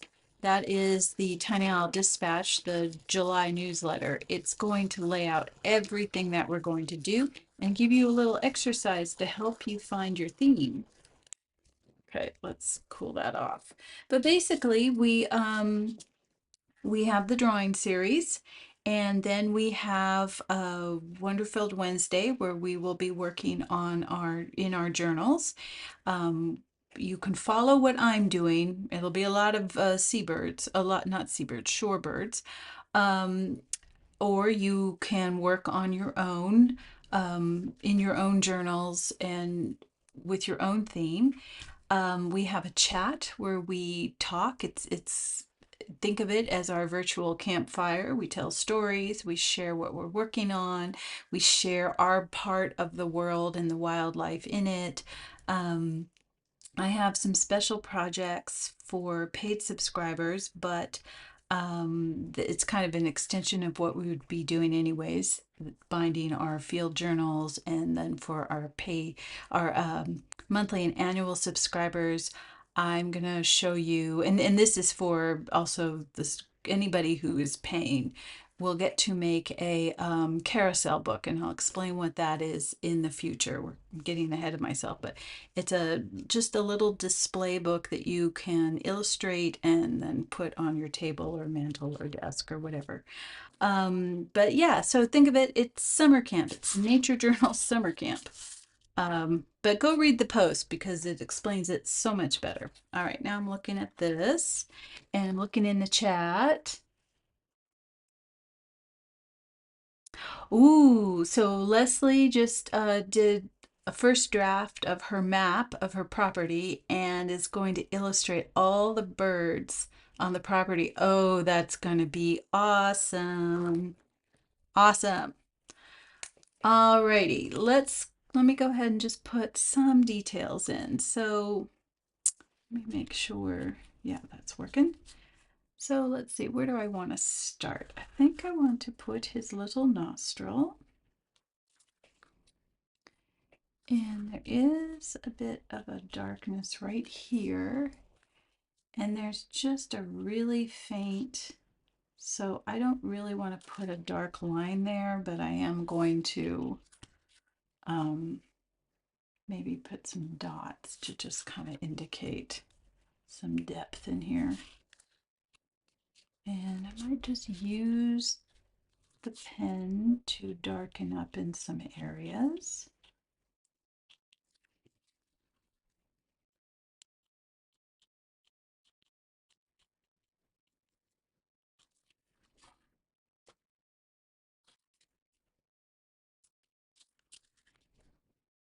Maybe right here.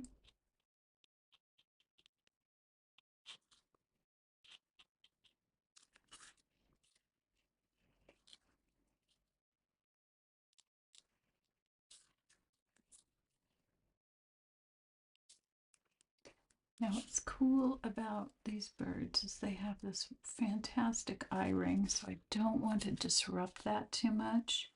See, it's right, it's so subtle you might not even see it. And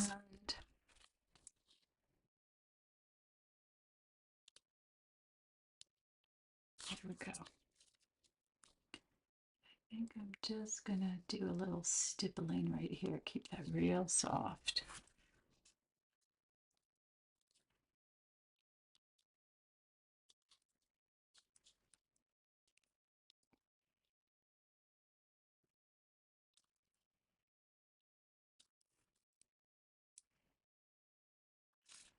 Okay.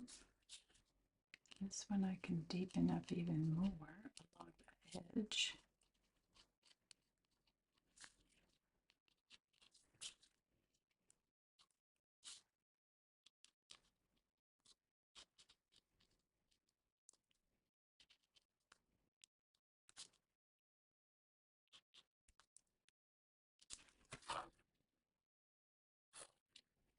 Okay. You don't really have to do a lot of pen work. I mean, I could put stuff in here to create that feather texture, but I really don't want to. I'm going to go back to my paint though, because I'm going to do two things. So I'm rinsing this brush in clean water and I'm blotting it, but not aggressively blotting it, but trying to get most of that excess water off. And I'm going to go in here and try to lift some of this paint. Yes. Again, rinse with clean water. And kind of try to lift some of this paint without a tide line.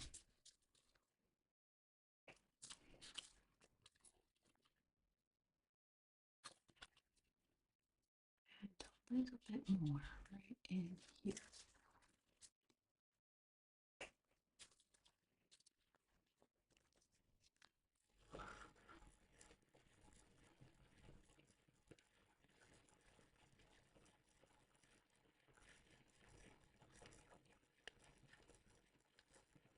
Okay.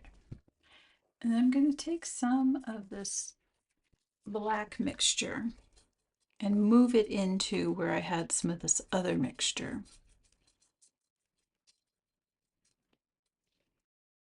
I'm going to see. Yeah, that's exactly what I want. Because I need to darken up this a little bit. This needs to move further back.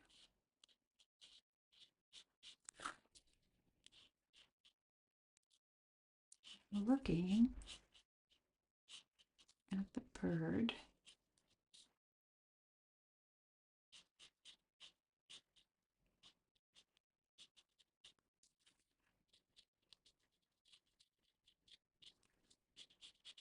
Using the tip of my brush to kind of feather it in there.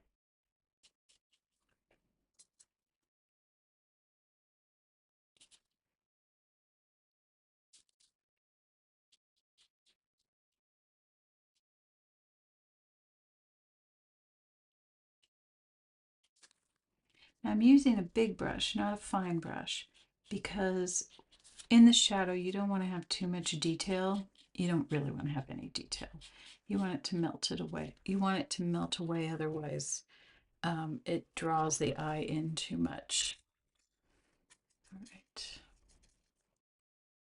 Now I'm going to that warmer area.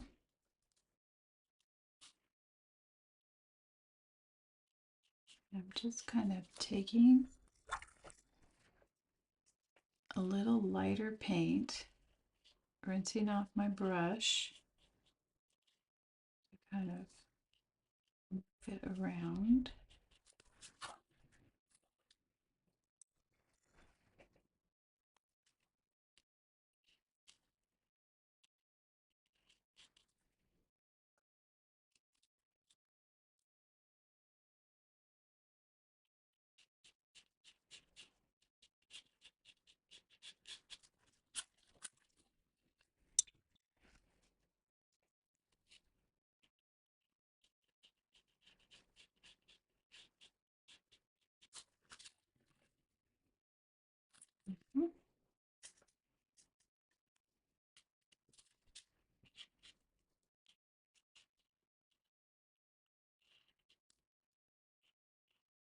Now my pen is waterproof, so I can go right over it and it's not a big deal.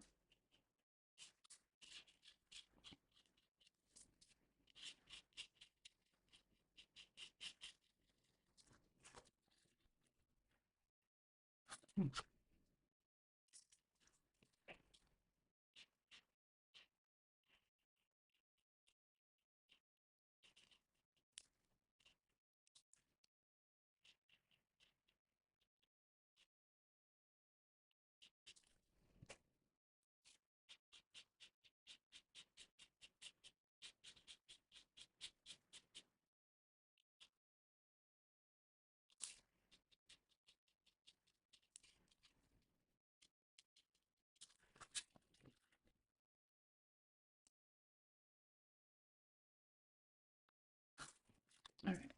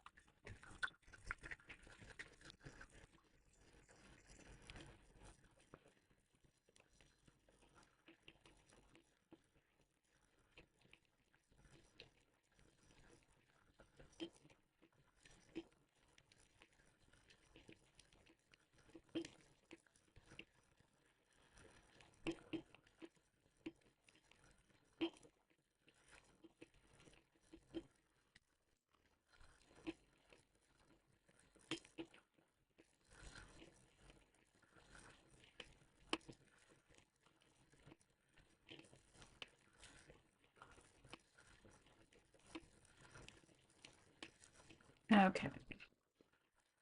And one last thing.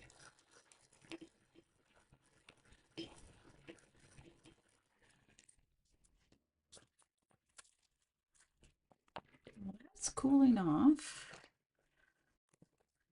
Let's see, which one do I want to use? It's a small space. I'll use. Okay, so while this is, actually, I'm going to use my quill brush.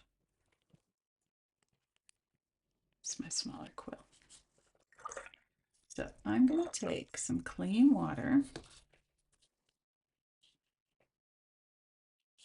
And I'm just going to plop some of it down kind of around. gonna miss some parts, keep some parts going.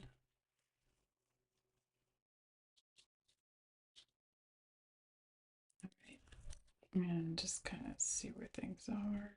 Yep. And then I'm gonna pick up some cerulean blue, which is kind of a, so those of you who followed along with the Munsell, if this is my primary blue, French ultramarine, going this way on the Munsell palette, I warm it up. Going this way, I cool it down. I head it more towards the green, which is cooler. So I'm cooling down the green by choosing cerulean, cooling down the blue by choosing cerulean. I could mix French ultramarine with a little bit of my primary green if I didn't have an extended palette, but yeah. So, all right, so up near the top is going to be, I'm going to flip it this way. I do want gravity to help me, so I'm just kind of, it's going to hit some of this wet.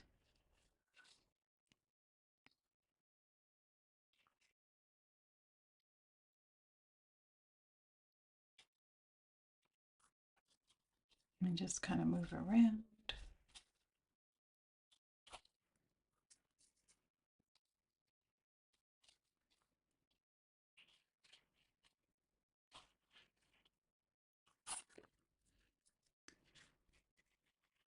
I'm going to make it touch the bird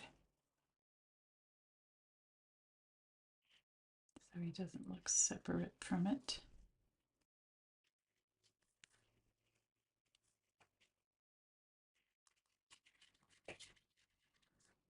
And remember, we kept the horizon real low.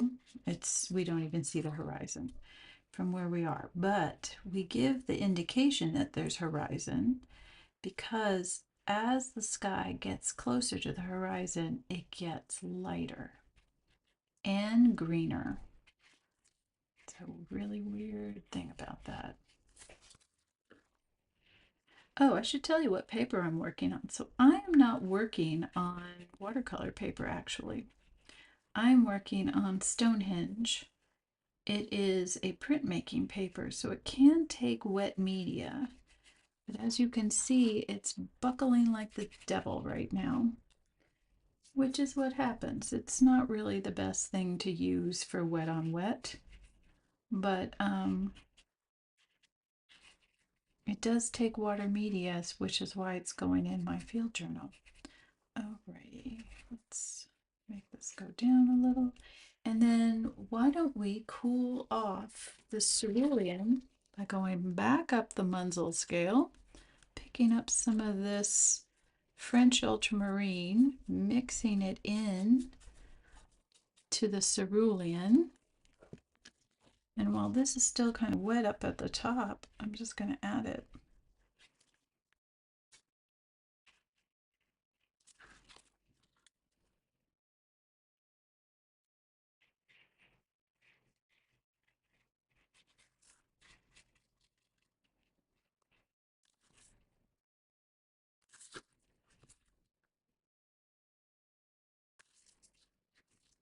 And maybe just take some pure French ultramarine and hit it really right at the top because this is still kind of wet.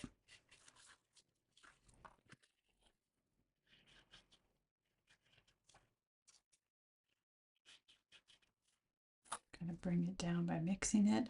So I'm doing some techniques that work better on right now, what you see me doing. This works much more efficiently on watercolor paper, but you know, who doesn't like to play around? Okay, I'm gonna hit it with a little bit, while this is still kind of wet, a little bit more of the pure cerulean and just get that to go down. Same with right here.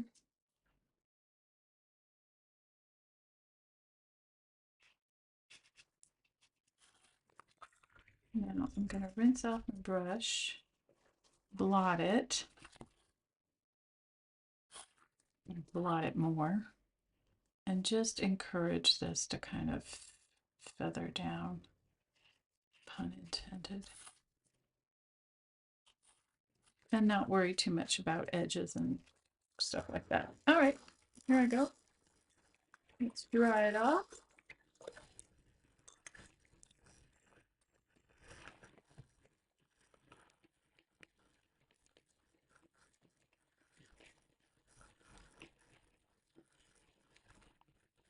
All right, herring gull.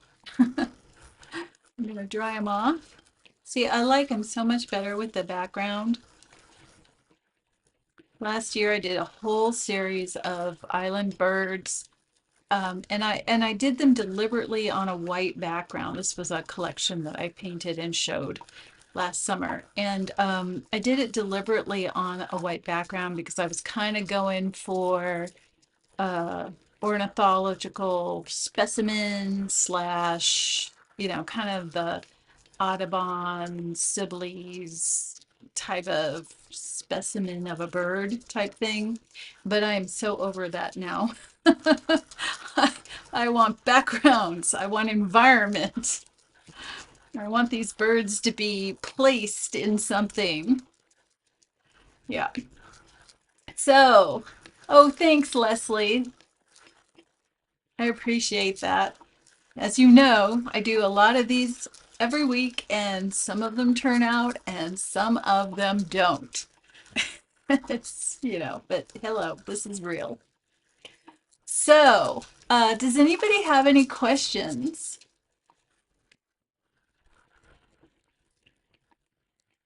Like, see, the printmaking paper buckles right here because of the water. It's just not meant to take that much water.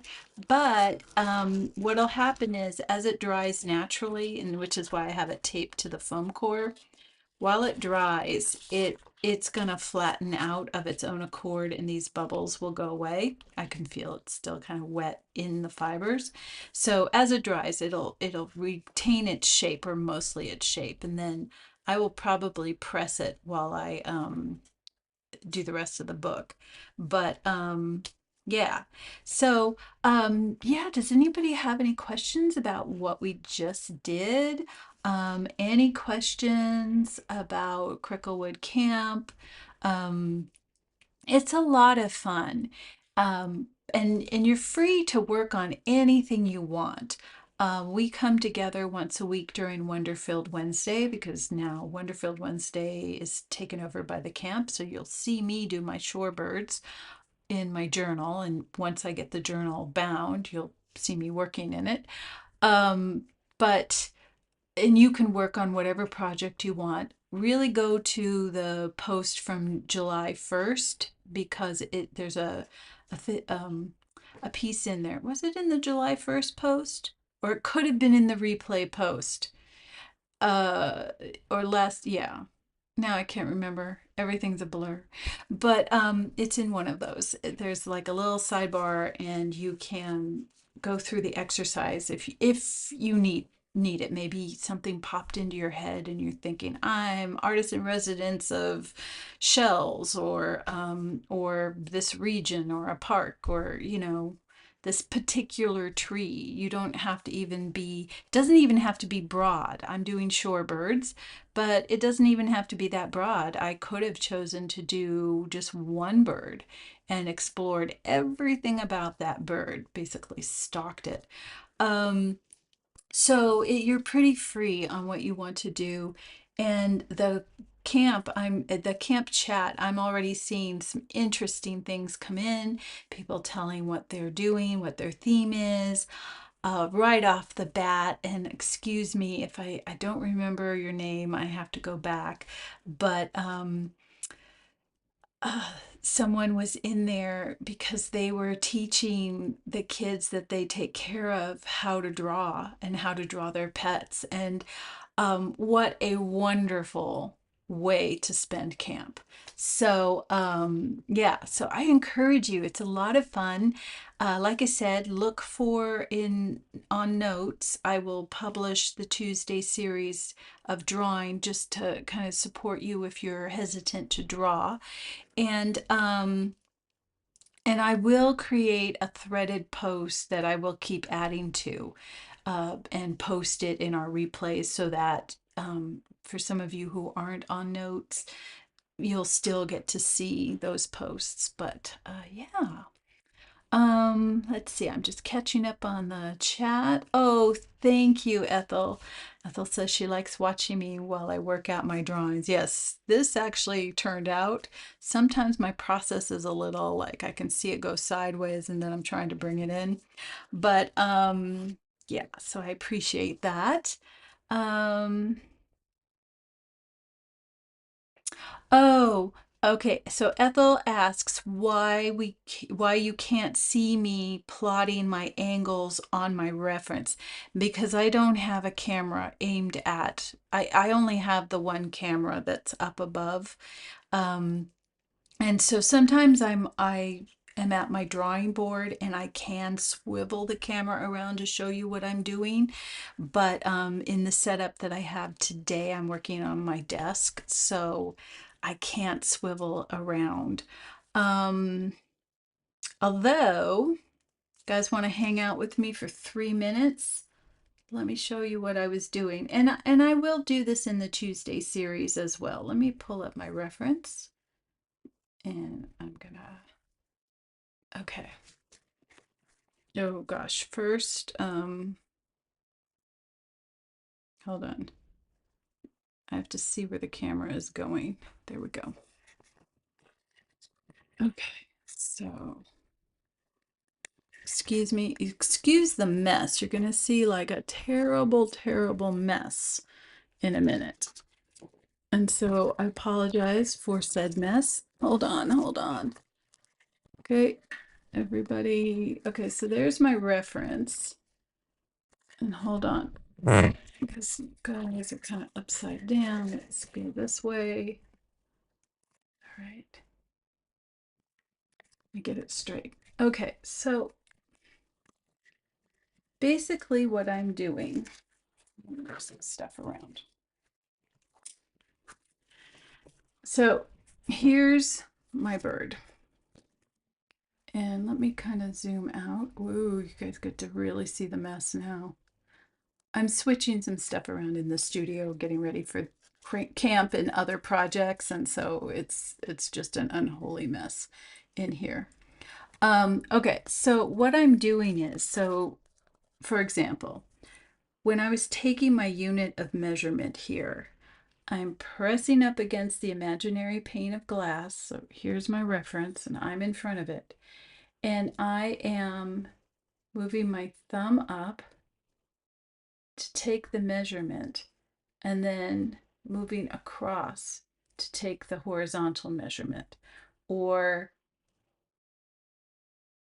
taking the measurement and dropping it down. Oops, now you can't see me. Taking the measurement and dropping it down to see how many of them fit in here to get the proportions. Once I had all that, then I was taking the angle. Sorry, if I look at it myself, you see it skewed. So I'm gonna, okay, so taking the angle like this, taking the angle, still locking my elbow, taking the angle like this. Remember, I saved the beak for last. I consider the beak a detail. So it's not always. Sometimes, like last week, I included the beak because we were working so small. So I included the whole unit. For this time, I didn't. So I take angles like this.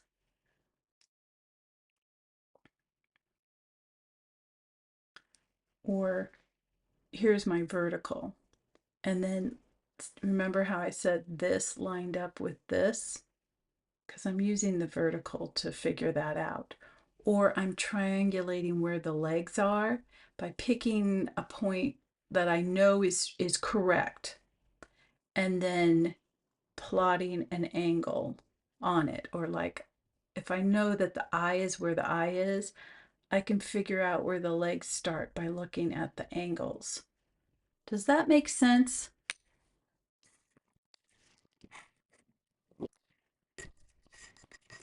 Let me get you back in the frame here.